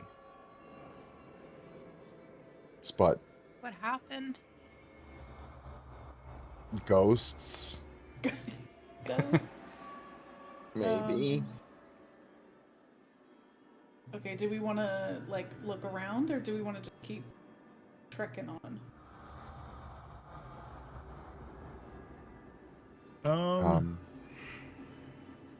And if I can find it.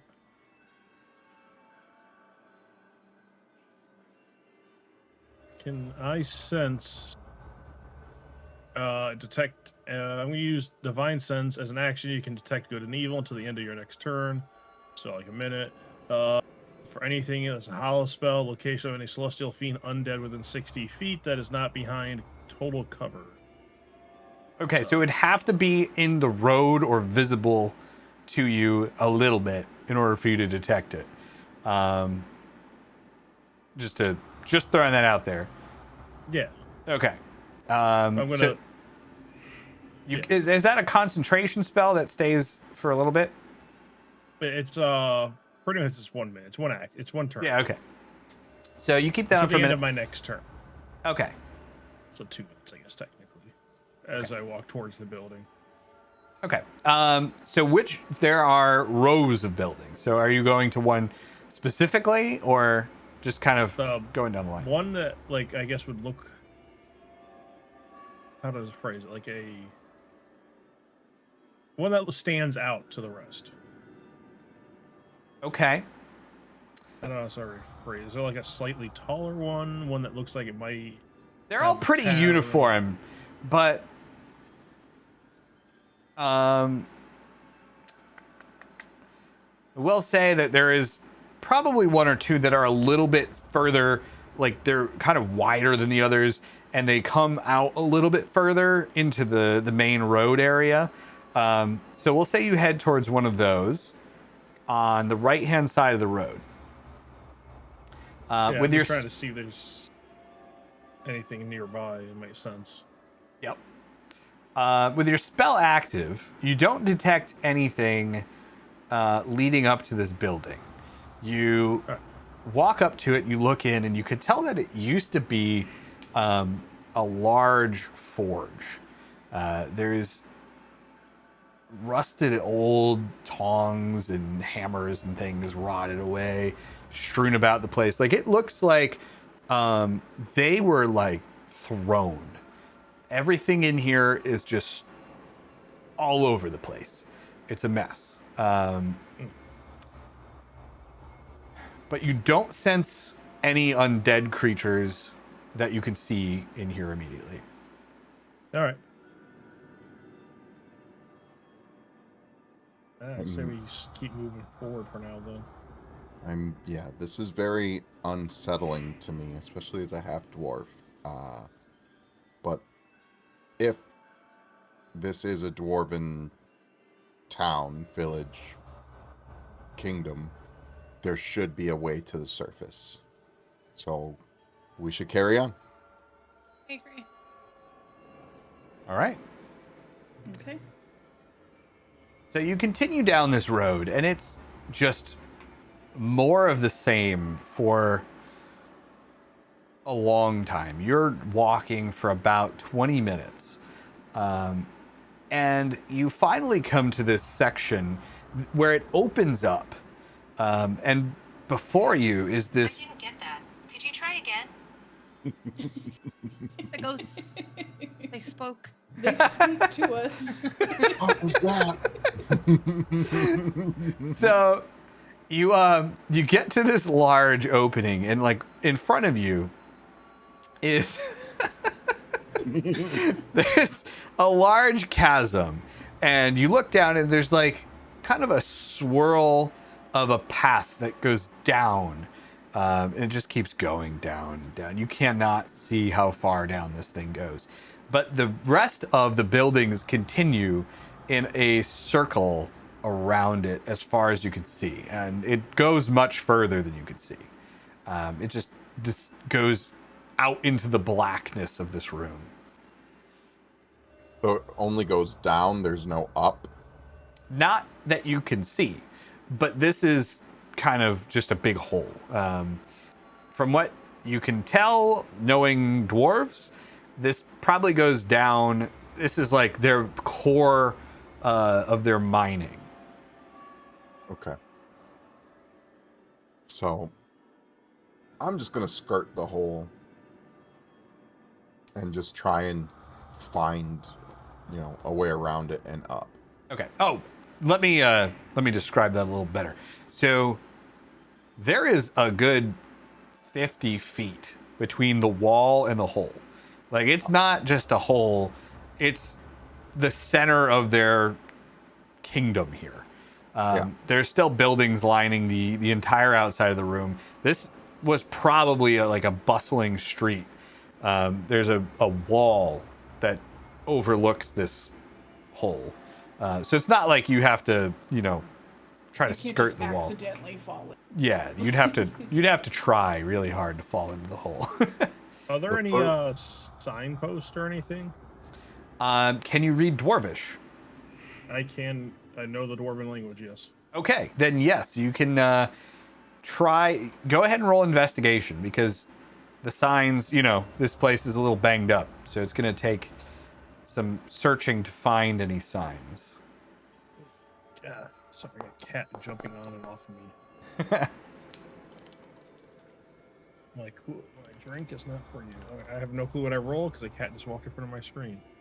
All right, you rolled. I'm on a different tab. You rolled a 6. So looking around, you managed to find one sign. It's cracked, and some of the letters have fallen off, but you can make out the Erd N. The Ur-in? Sorry. So like the word the, Erd, I say that like it's a letter. RD, and then NN. And they're spaced out. Like there's pieces missing, but. N at the end? Yep. And then at the I end. think there's an in this way. Then I point in that direction. Okay. And you could tell that it was pointing. It was at one point pointing to the right. So going around this chasm to the right. At least going by that right there. Sounds like there's an in. Could be. We could go check it out. Yes. The more Elegance. time, the longer we're in here, the more concerned I get, because something bad must have happened for all the dwarves to abandon this city. Yeah, I think Yes. you're right. So, but maybe there's people at the inn. They're just, passed out drunk. They are dwarves. They all had a massive party, threw everything everywhere. Yeah. All right, so we're heading towards the double N. Mm-hmm. Okay, sorry. I'm so sorry. Farting. Oh my god. Just in case anyone out there in All right. you should probably explain why you're laughing. Rick. I don't Just think for I can do it justice. I'm sorry, I couldn't help myself. Okay. So, yeah, we'll cut that bit out for the YouTube because I'm not going to butcher it by saying it. They're farting. I'd like to With a solve the hard puzzle. D. I'd like to solve the puzzle. They're farting.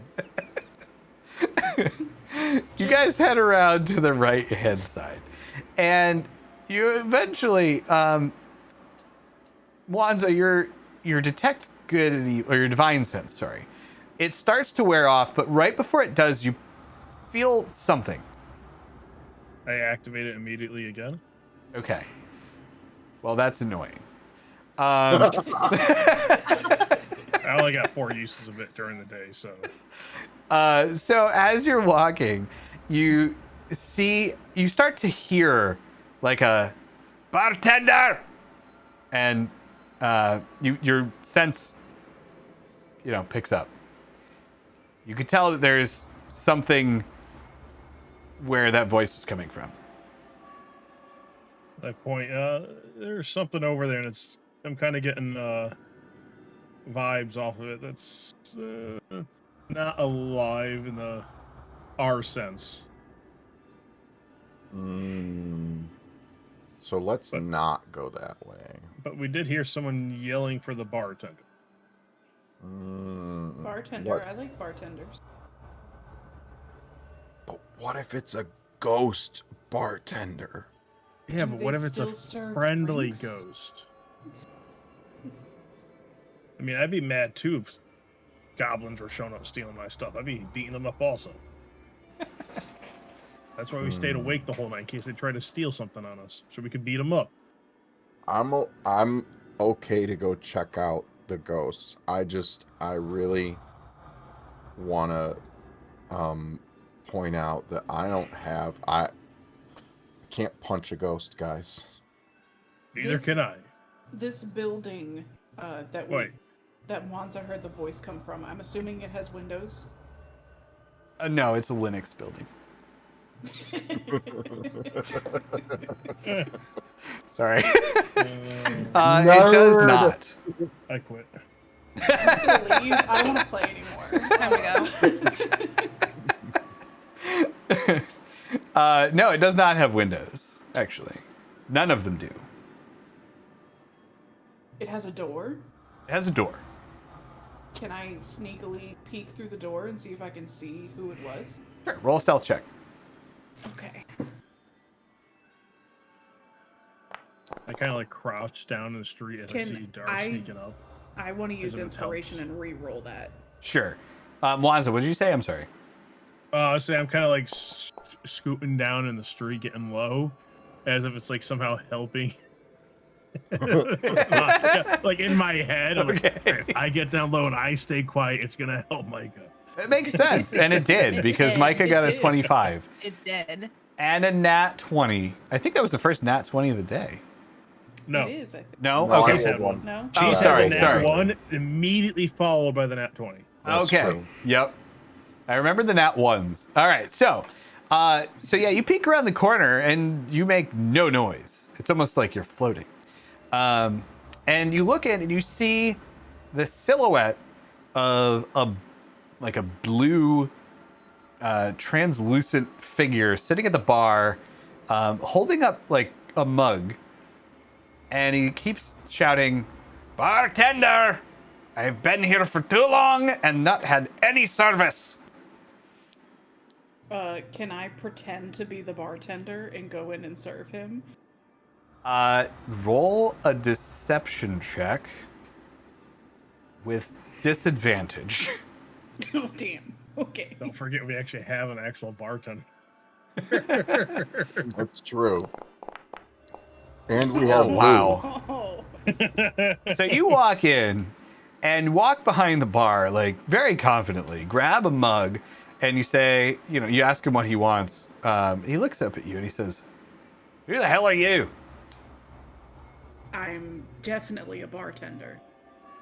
I've Yes. never seen any of your type around here at all. You're not the bartender. Who are you?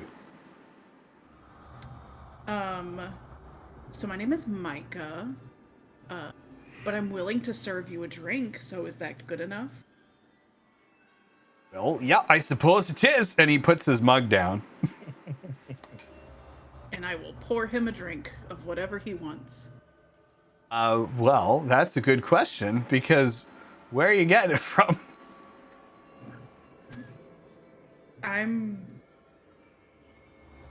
Is she? I'm start talking to the group. Is she safe in there? Do we hear So anything? there's no bottles anywhere, right? It's all like demolished and There's run broken barrels that used to contain something a long time ago that are all dried up. If it's Can we booze hear want, all of this happening? You could probably hear this. Yeah, I'm not going to make you roll. I'm gonna say Wanza, do you have Wanza. any? Yeah, sorry. no. Maddie, go. We're on the same. I think we're on the page. same. Do you have any more of that ale? I think we're all on the same page. So how I'm do gonna we run get it into. Yes. Well, I can run it in there. what are you waiting for? I And he hand it to shakes his mug. Maddie, and I'm gonna tell Maddie, I'm like, take his mug. give him a shot first. Okay. Don't give him all of it. We're gonna use this as a bargaining chip. See if we can get him to give us the way out. Give him a little bit. Give him a taste. It's good. Okay. It's good stuff. It's good stuff. We'll I'm see. Tell him gonna- how to get to the surface. What are you all? Are you inside or are you outside? Oh, We're we're outside. outside. We're probably outside. being very Okay. loud whispering Okay. too. I'm gonna run inside now though. And, So he's Mike- going to look Micah- at Micah and he's going to say, there's a weird commotion outside. Hang on. And he's going to get up I'm and gonna go say, look "Wait." outside and say, what are y'all doing out here? just bringing the inventory in. See, I have your drink here. I'm gonna bring it to you. It's a bit unconventional. You look a bit short to be a dwarf. Where's your beard? And I what? shaved. Hang on. You're with a weird blue thing and a lizard. Not blue. What the hell Oh, is wait. going on here? Weird. I was We like, just that's a got dwarf. I'm hired. pointing at Mazzarello. That's not a But dwarf. He's a dwarf. Do you Look want a at drink him. or Over not? close. Maybe Okay. two dwarfs. In a blue suit. Squint enough. You'll see how much he looks like a dwarf. He Look starts at my squinting and he's like, beautiful I don't see. mustache. You're Look both at me. blue. You are a little blue, bud. I'm not blue. What are you talking about? You're blue. You're like cerulean. I Anyways, wanna say I feel on a- fine. We On a got some side note- wonderful wine for you to try. As you say that, he looks at Maddie and is like, no, you're right, I am. I'm sorry. I do feel a little blue. Yeah. You might have noticed I've been sitting at this bar for the last few days, and my wife she got angry and she yelled and she took our kid over to her parents' house across. And he gestures across the big hole in the center. Yeah. So anyway, I have been a little not myself lately, and that's why I've been hanging out in the bar the last few days. You know. I'm I'm sorry. gonna I just hold gotta his say, mug out and be like, I "Can we understand. pour this man a drink?" give him a sip first. Let him try. Make sure he likes it. Don't Maddie want him just to go to waste. pours a double and I- just eyes Mwanza.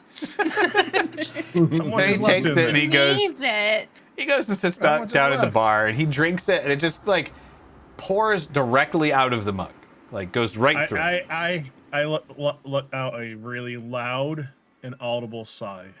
I knew it was gonna happen. I knew it was gonna happen. Can I use a little shape water to catch it before it hits the ground Yes.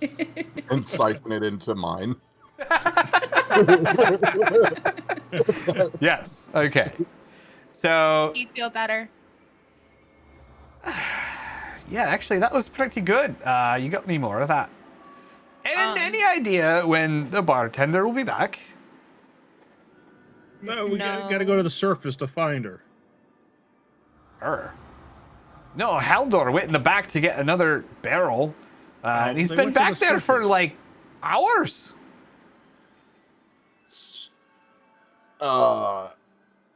Heldor.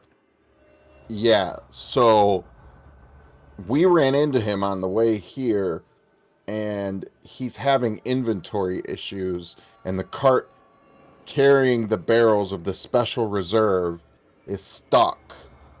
Special reserve? Do I look like a millionaire? No, I just want the regular stuff. I saw him go back there not 2 hours ago. No way he was... Roll a deception check.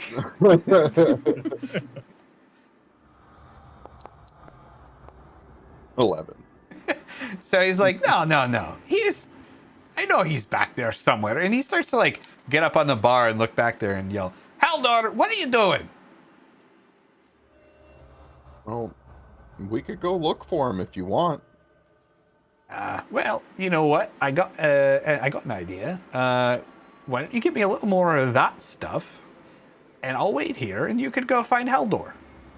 Give me some more, Monza. You still have the bottle. Oh, Yeah, you took it from me. And I'll pour him a single. All right. And I'll he do the just same drinks it. thing. He's like, I don't know why you're being so stingy, but thank you. I'll do the same thing. and Just siphon it into my... Okay. And he plops something down on the table, but there's nothing there. But you hear a jingle. All right. I'm gonna... I kind of grab where he dropped it just to see if I feel anything. You don't.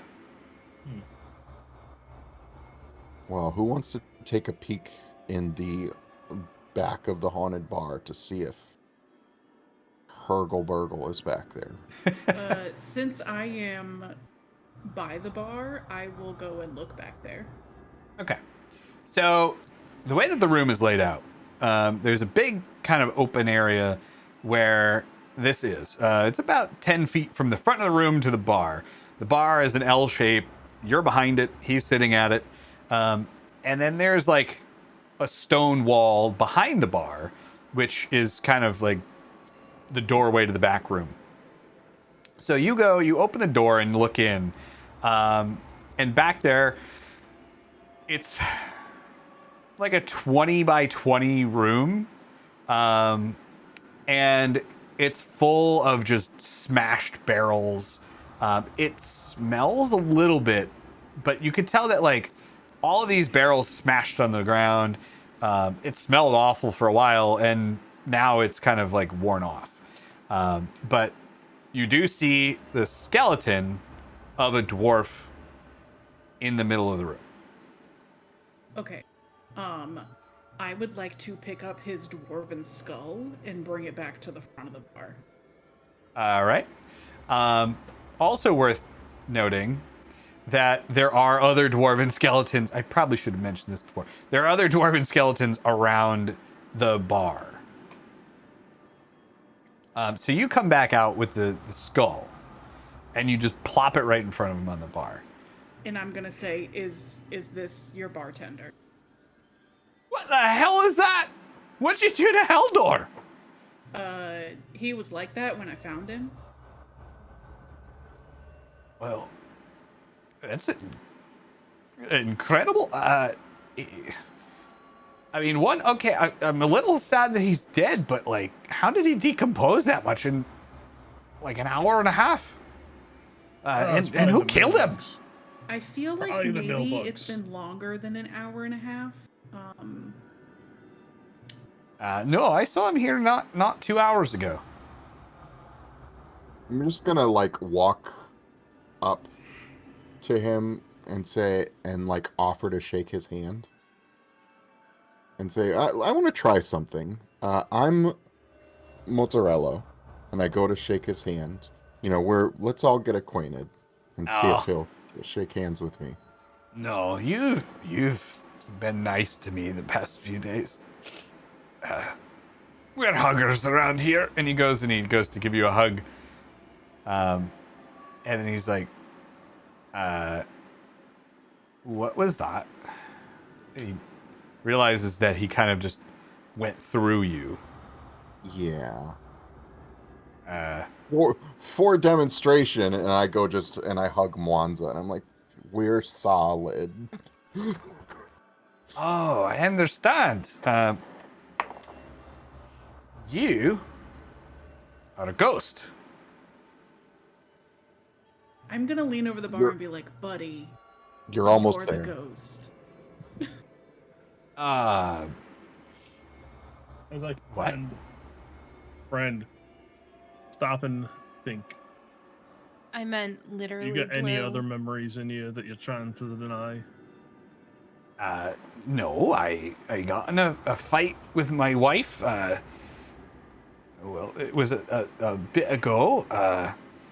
Hey, who's that over there in that corner? And I point at a random skeleton. Oh, what about that one over there? And I point at another skeleton. And you point at the one, like, I'm assuming you point at ones that are near him, or do you just Yeah. point at like random? Okay, so No, I'm pointing at one zero. you point at one that's like seated 2 seats down from him at the bar, and he looks at it. He says, "Wow, this one. Wait a minute. Oh my god.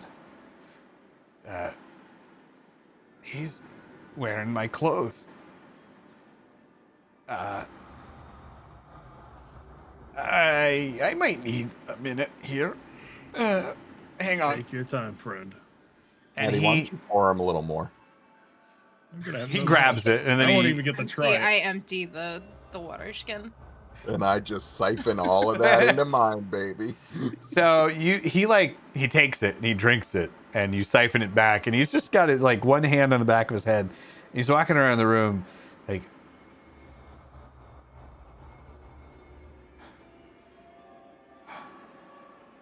how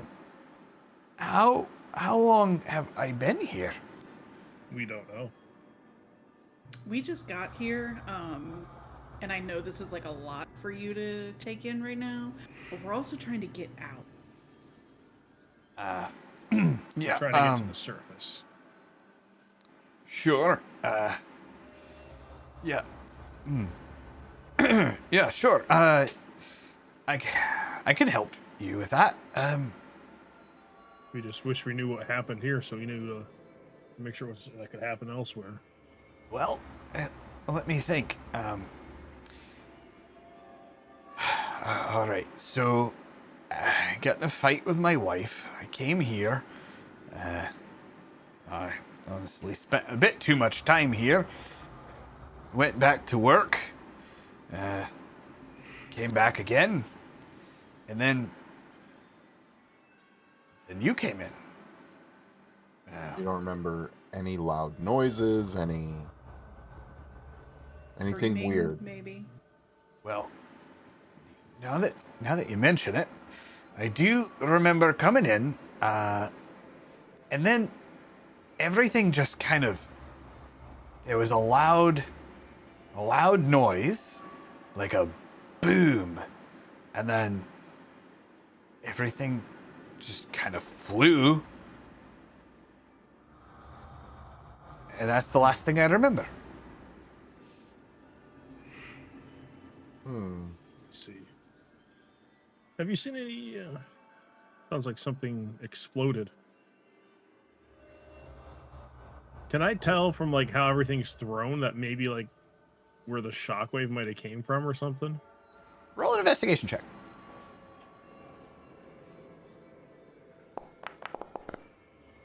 11. Oh, 7. Sorry, I looked at the wrong one. You look around the room, and it's hard to tell exactly because everything is just kind of shuffled around and jostled. But you get a general sense that it came from like the far side of the chasm. Like where his wife was? Like, yeah. She The really opposite hated side from where you came in. Oh, so where we were getting told to go. Yes.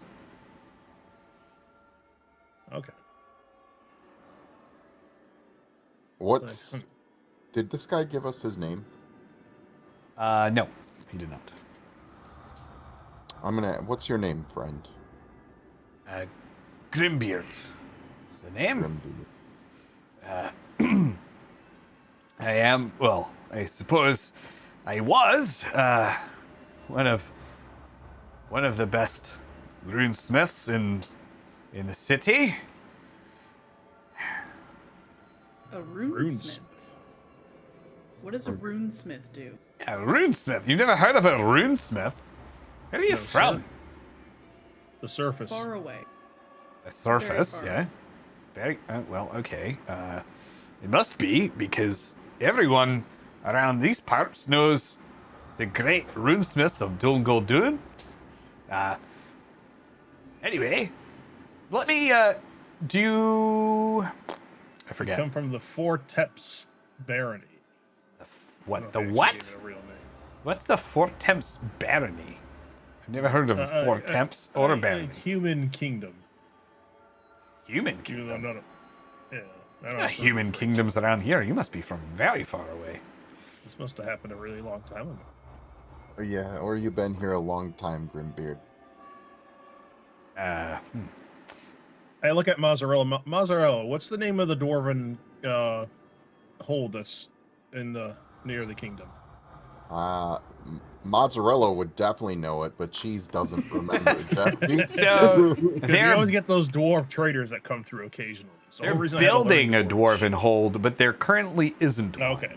They're Okay. they live outside of the mountain and they're carving their way into the mountain. Is there? But they have like a dwarven village, right? Yes, and the dwarven village it has a name, and I have it in my notes, but I don't have my notes open to that page because I didn't think we were going to use it. So, I can find that, but give me a minute. But anyway, Well, we get to say Yeah. the name and see if it sounds familiar to him. That's all. he has, he does Obviously. not know what it is. I thought it was an actual already done hold. So my The Well, dwarven hold is Nair Khazad. Nair Khazad. But he wouldn't know it, yeah. Grimbeard, I know this is a lot for you. Oh my gosh, But yeah. we've been in here for a while now, and you are the first living or unliving thing we've run into. Well, it's been a day of big news for me, so I think I Do you can remember ever understand. running into any goblins? Around here, no, never. Why? Oh, because there are some local goblins, and they're saying they get into Goblins? fights with creatures here occasionally. Wow, it has been a while, huh? No, we hunted the goblins to damn near extinction back whenever I was here. Let's see. The year was 750. What year is it now? What is our current calendar year? Current calendar year This is is something we should know. 354 of the Third Age. So we're counting down. 354 of the Third Age. What age is your date from? Well, I only know of the one, so I guess the first. That is a long time ago. Very long time. It's been a bit, bud. You would know that that's about 2,000 years ago. It's been a bit, bud. Close to Very 2,000 long years. time. And I stop for a second once it kind of clicks, and I kind of look at the building, and I'm like, "Wow, you guys are the stories about dwarves and crafting truly are true, aren't isn't it?" Looking kind of Oh, in yeah. amazement how well everything is. Well, yep. Sorry. So just- no, it's okay. There's just It's a lot of just kind of stuff going on right now. Uh, I understand. yeah. Well, you've been very nice to me, so I feel like I owe you a favor. And, since for some reason I seem to have this, and he just shakes himself a little bit, I suppose I could lead you out of the city, but maybe you could do one more favor for me first. Absolutely. Well, I left a particularly meaningful item at my shop. If we could just make a stop there real quick and pick it up. Was that the forge near the entrance of the city?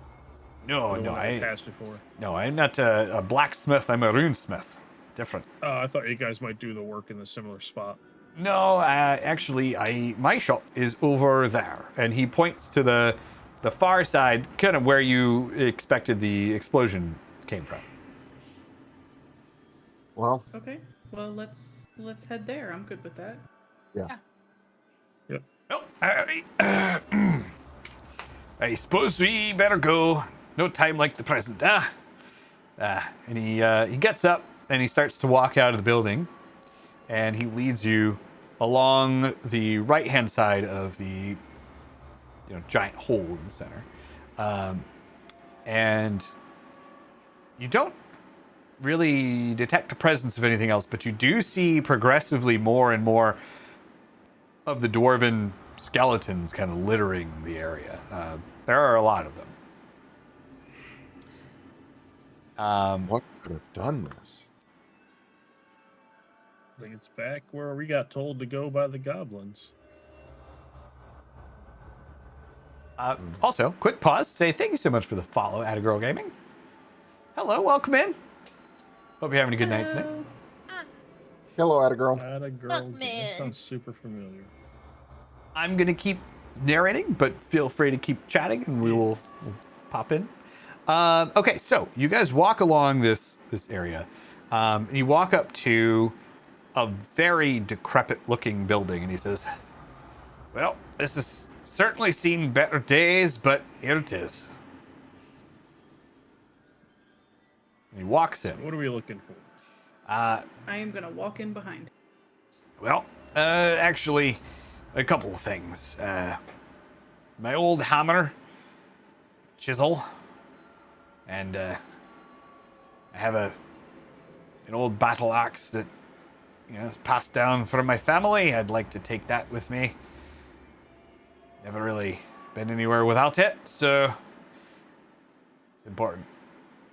Can you even hold it with the He was holding the ghosty mug. hands? Yeah, I suppose He we'll was holding find the out. mug, wasn't he? What? Wasn't he holding the mug that he was drinking out of? It was. Yep.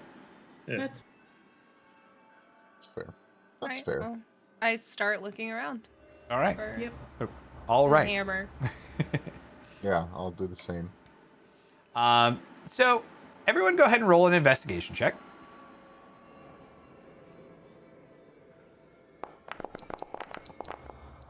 Oh, Oof.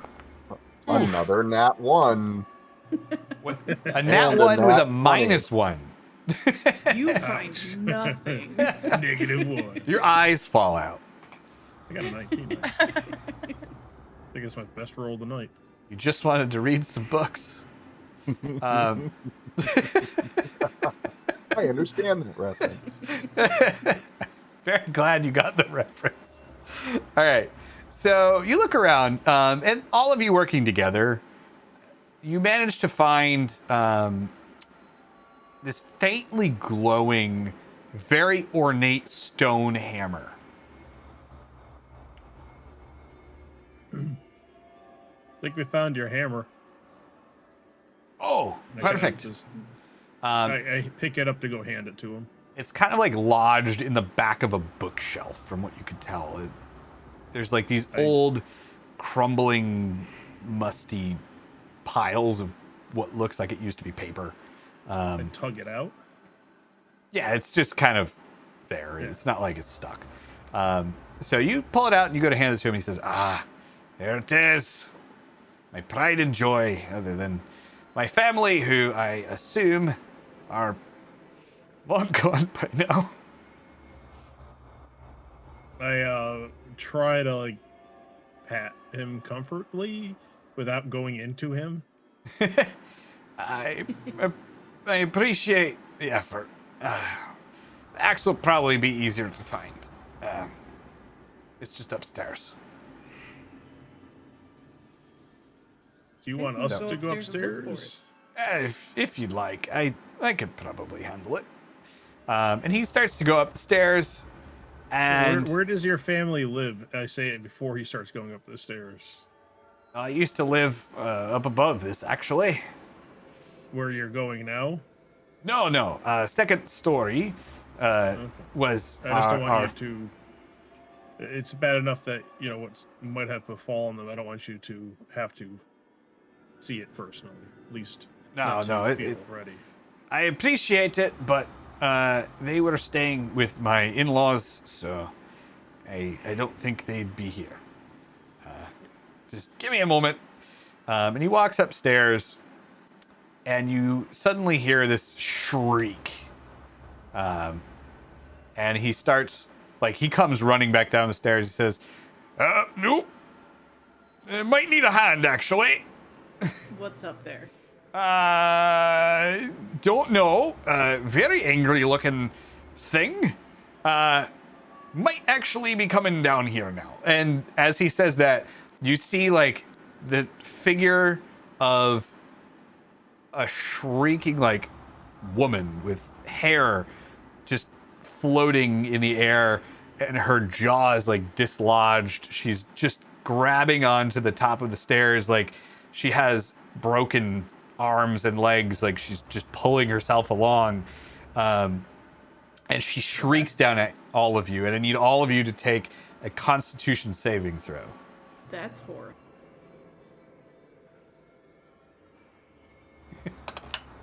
All right. And hang on.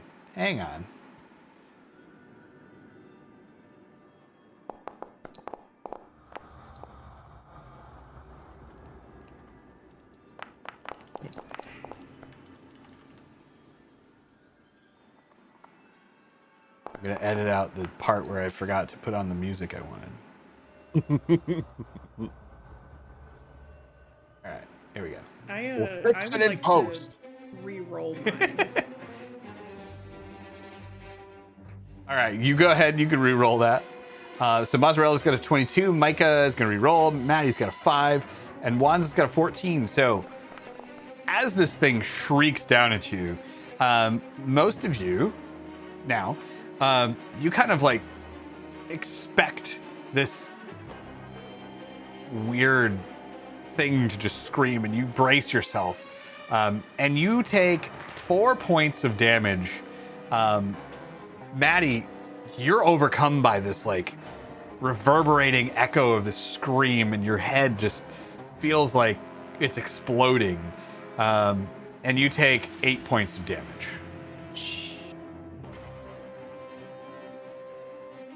Okay. And we're gonna go here. And I'm gonna put your tokens out. Hang on 1 second. Boop. Boop. Boop. Boop. Alright, so that's -4.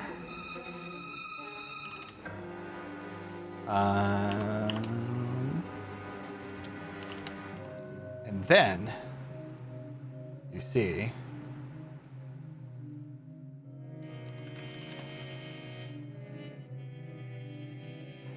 at the top of the stairs this figure. Okay. So go ahead and roll your initiative.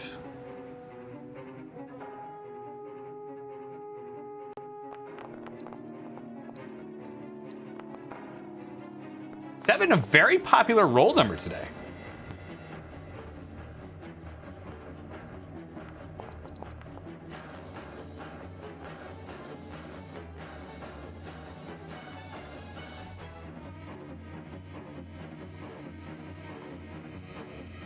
Okay, so she's standing at the top of these stairs, and she starts to kind of like crawl down, and she lets out. She gets to about here, and we're just kind of working with it because I don't have stairs on this map. But she lets out another screech. This time specifically targeting Mwanza, the one who's in front. Mwanza, go ahead and take a Constitution saving throw.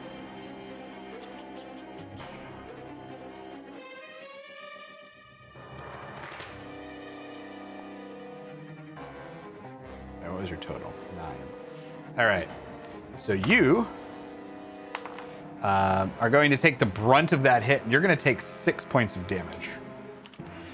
As she's continuing to like just very jaggedly like crawl down the stairs on her hands and knees. Grimbeard looks up at you guys and he says, I don't know who that is.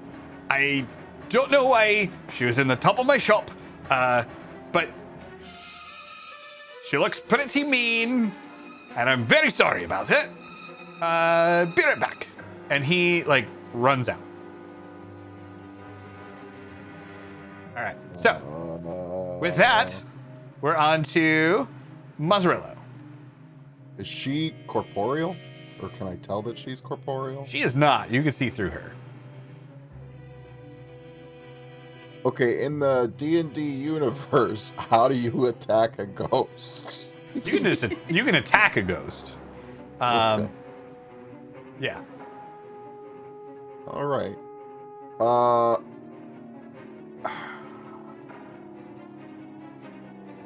I am going to cast Shield on Maddie. Okay. Which will, let me get my character sheet open. Should give Maddie 5 bonus to AC, including against triggering attack. All that would be, it's just 5 bonus to AC. Okay. So Maddie, your temporary AC is 19. Anything else you wanted to do on your turn?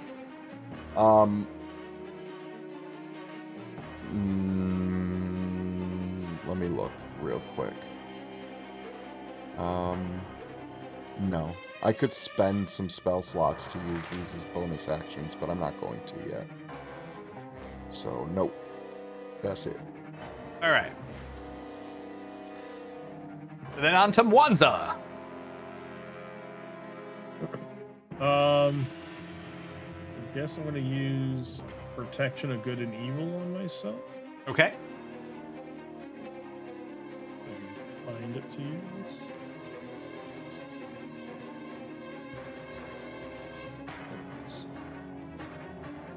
Spell and touch. Protect vibration. Protection against benefits. Disadvantage on attack rolls against the target. Cannot be charmed, frightened, or possessed. Okay, cat. Oh, sorry, my cat keeps jumping all over me. So I'm going to cast that. How dare. And then I'm just going to move up. Okay. I'm going to move right here. And then I'm going to use my potion. Okay. Last one I have. So let me know how much that heals you. 5. 5. Okay. And that's it. All right. So what did your protection of good and evil? I heard you say it, and then somehow just went right over my head. Attack rolls disadvantage against Disadvantage against you, basically. Cannot Okay. be charmed, frightened, or possessed. All right. Cool. So that is your turn. Next turn is Maddie. What are you gonna do, Maddie?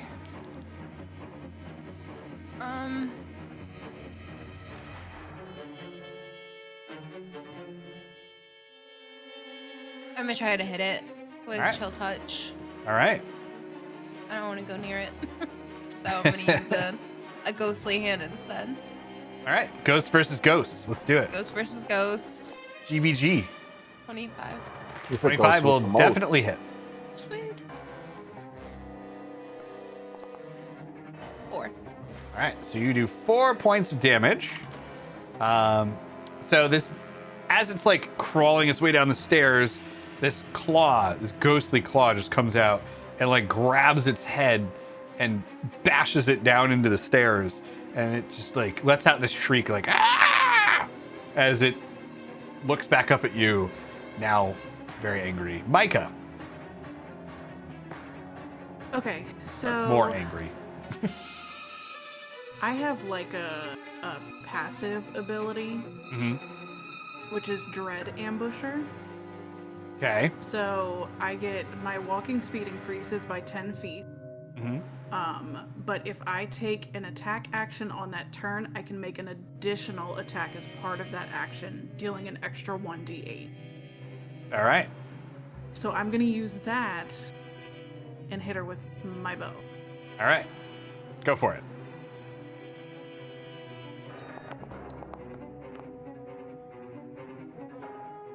That will hit. Oh, thank God. Okay.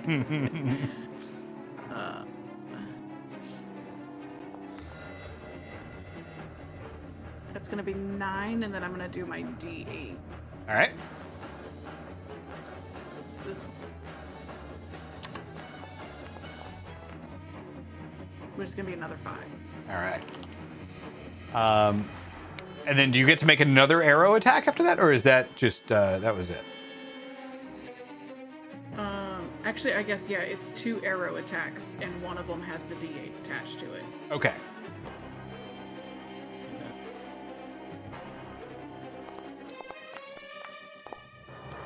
That one is still gonna hit. Cool. Oof, that 6. dice is going. All right, 6. All right. So you hit her a few times with arrows, and they go like through the body. They don't seem to have that much of an effect, but you can tell that she did like kind of move as she was hit. So it did something. Now it's on to her turn, and she's going to speed up and go like zoom mode. Go over here to Maddie, I who. can swing. Oh, yep, you can.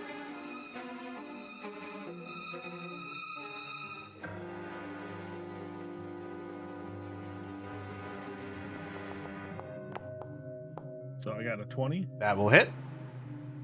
Alright, and then I'm going to roll damage. Actually, since I'm hitting, what's my character sheet? You think with 3 screens, I could keep everything on it, but I'm going to activate my spell. This, yeah, it's Thunderous Smite. Boom. So I'm going to cast this. Okay. So the first time I hit with a melee weapon attack during the spell. Oh, I have to cast it beforehand, so I can't cast that. Never mind. Sorry. Okay. That's okay. So how much damage did you do from your regular Morningstar hit? Well, I'm going to do Divine Smite instead, and I'm going to roll an extra 1d8. So I'm doing the damage plus Divine Smite. You can spell 1 spell slot to deal 2d8 extra radiant damage. So I'm not sure if you could do that as a reaction, but we'll go with it for now. It just says when you hit with a melee attack, you can spell 1 spell slot. Alright. Plus the target. The other ones, you got to be on my turn. I have to cast it first. Yeah. Okay. So an extra 3 radiant damage. Yeah. All right. So she still crawls over to Maddie, and she like screeches. She starts to stand up and screeches, and then slashes at your face. So she's gonna roll, and she hits. She's gonna deal 6 points of damage. Maddie's gonna take a nap. So Maddie goes down. What did the shield ability do on Maddie? Moved Maddie up to 19 AC. So she rolled over a 20? Damn. Yep. 25, Damn. actually. Unfortunate. Damn! Yep. So Maddie goes down. However, when Maddie goes down, Maddie, your staff lets out this like, and fills the opening of this room with like rot. And from that sprouts a bunch of mushrooms. You can use your ability now. Your normal reaction ability. All right. As soon as I find that. There it is. Does she still have to do her saving though? Oh yes, sorry. There you go. Okay, what's the DC on the saving throw? 14. She failed. Right? 3 damage. All right, 3. So she takes 3 damage, and she is like covered in this black stuff. And she's just like screeching and wailing and flailing around. And that will be the end of her turn. And we go on to Mazzarello. I will hit her with Ray of Frost. All right.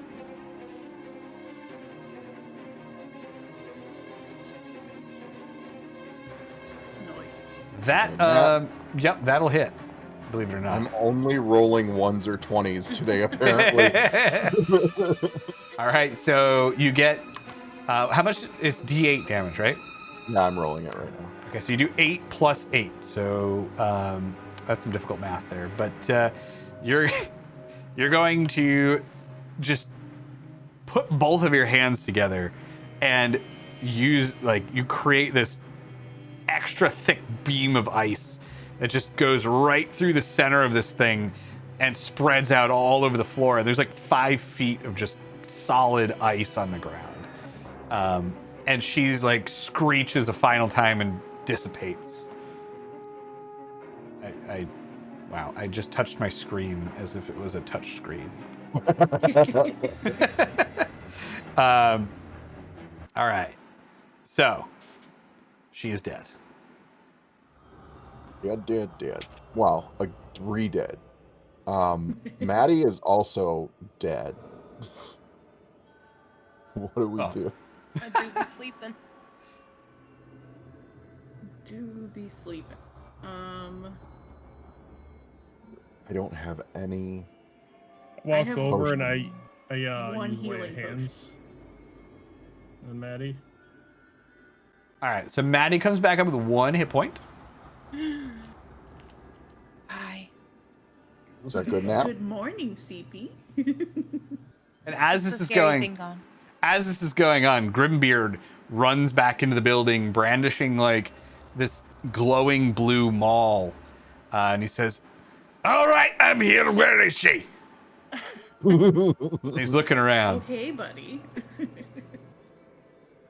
She's dead. You just missed her. Well, I know she's dead, but where did she go? Oh, well done. Vanished. She double dead. Oh, Double dead. I'm so sorry. I don't know. I don't even know who that was. I got to be honest with you. Give me a minute. I'll be right back. Sorry. Sorry again. Where are you going? He goes upstairs. Okay. And another one comes down. And you hear the screech. We No. killed this one too fast. There's got to be a second. He comes back down after another minute or two, and he says, there she is. I had to get up on a table, and sorry it took me a minute, but I got it. And he holds up this really like ornate looking battle axe. I whistle. Would have been helpful if I could have got this before that thing showed up, but you know, tis what it is. Normal. Better Still- late than never, friend. Still beautiful. Got it for the next one. Yep. And he just puts it over on his back into like a sling that he's made out of, you know, different pieces of leather. These things are probably what the goblins were talking about. Yeah, I think so. So let me get this straight. You were talking to the goblins. They didn't try to kill you? There's No. 2 groups of goblins. Ones that don't try to kill you, and ones that do try to kill you. Yeah. Huh. Well, Yeah. seems that time has indeed been kind to the goblins, or So, maybe we were treating them a little unfairly. Or Well, you might have been just- killing nilbogs. Well, yeah. It seems like the group that tries to kill you eats stuff. So they might have been eating the bad stuff for a while, and then eventually some got lucky and got away from it. Now they eat Who good knows? things, Who and I knows? pull out Hector. Like this. Just Oh. pet Hector. Well, that's that's different than eating a cow. Oh, be careful with those things. Why? Why? Well, they're poisonous. Oh, If well, you we're eat not going to eat them. Oh, okay. As long as you don't eat it, you're fine. The bunny's poisonous? Well, if you Yeah, it eat eats it, all the poisonous mushrooms. yeah, Kind of makes sense. that's all it eats is these poisonous mushrooms. That's fair. We want to Wait, they've keep been them as around for that pets, long? So I'm gonna walk over and close that the long. front door, and just kind of say, "Let's take a quick minute breathers. We got to rest real fast here." Yeah, you know what? That sounds like a good idea. Hey, while we're resting here, though, I got an idea. Why don't you give me that weapon you got there, Monza? Okay. You were asking what rune forging was. I may as well give you a little demonstration. Aye. So he takes it over to a table that he's got, like a big, ornate stone table that's in the back of the room. It's definitely seen better days, but and actually, I'm going to go back down to. It's definitely seen better days, but it looks like at one point this was a really fancy shop. There's some stone shelves all around the back. There's tools that are strewn all over the floor. But he takes your Morning Star, and he takes a chisel and his hammer, and he starts banging away at the bottom of your Morning Star. And after a few minutes, he comes back and he says, "All right, well, this should be a little better now." And he hands it back to you, and it feels like it's kind of humming a little bit. Like that was fast and amazing. As I take a look at it, I told you I'm one of the best runesmiths in Dul Gul'Dun. I kind of look at it like, does that work on bows? Well, Swinging it. it takes a little bit of time to recharge the old hammer, it pulls magical energy from the air, and it's got to pull a little more. Okay. He shows you the hammer. It was glowing blue before, and now it's kind of worn. That is definitely not the same color this time. Yeah, but makes sense. I bet you would like that hammer, though. Or Morning Star. Yes. And I think that is a good place to end the session for today.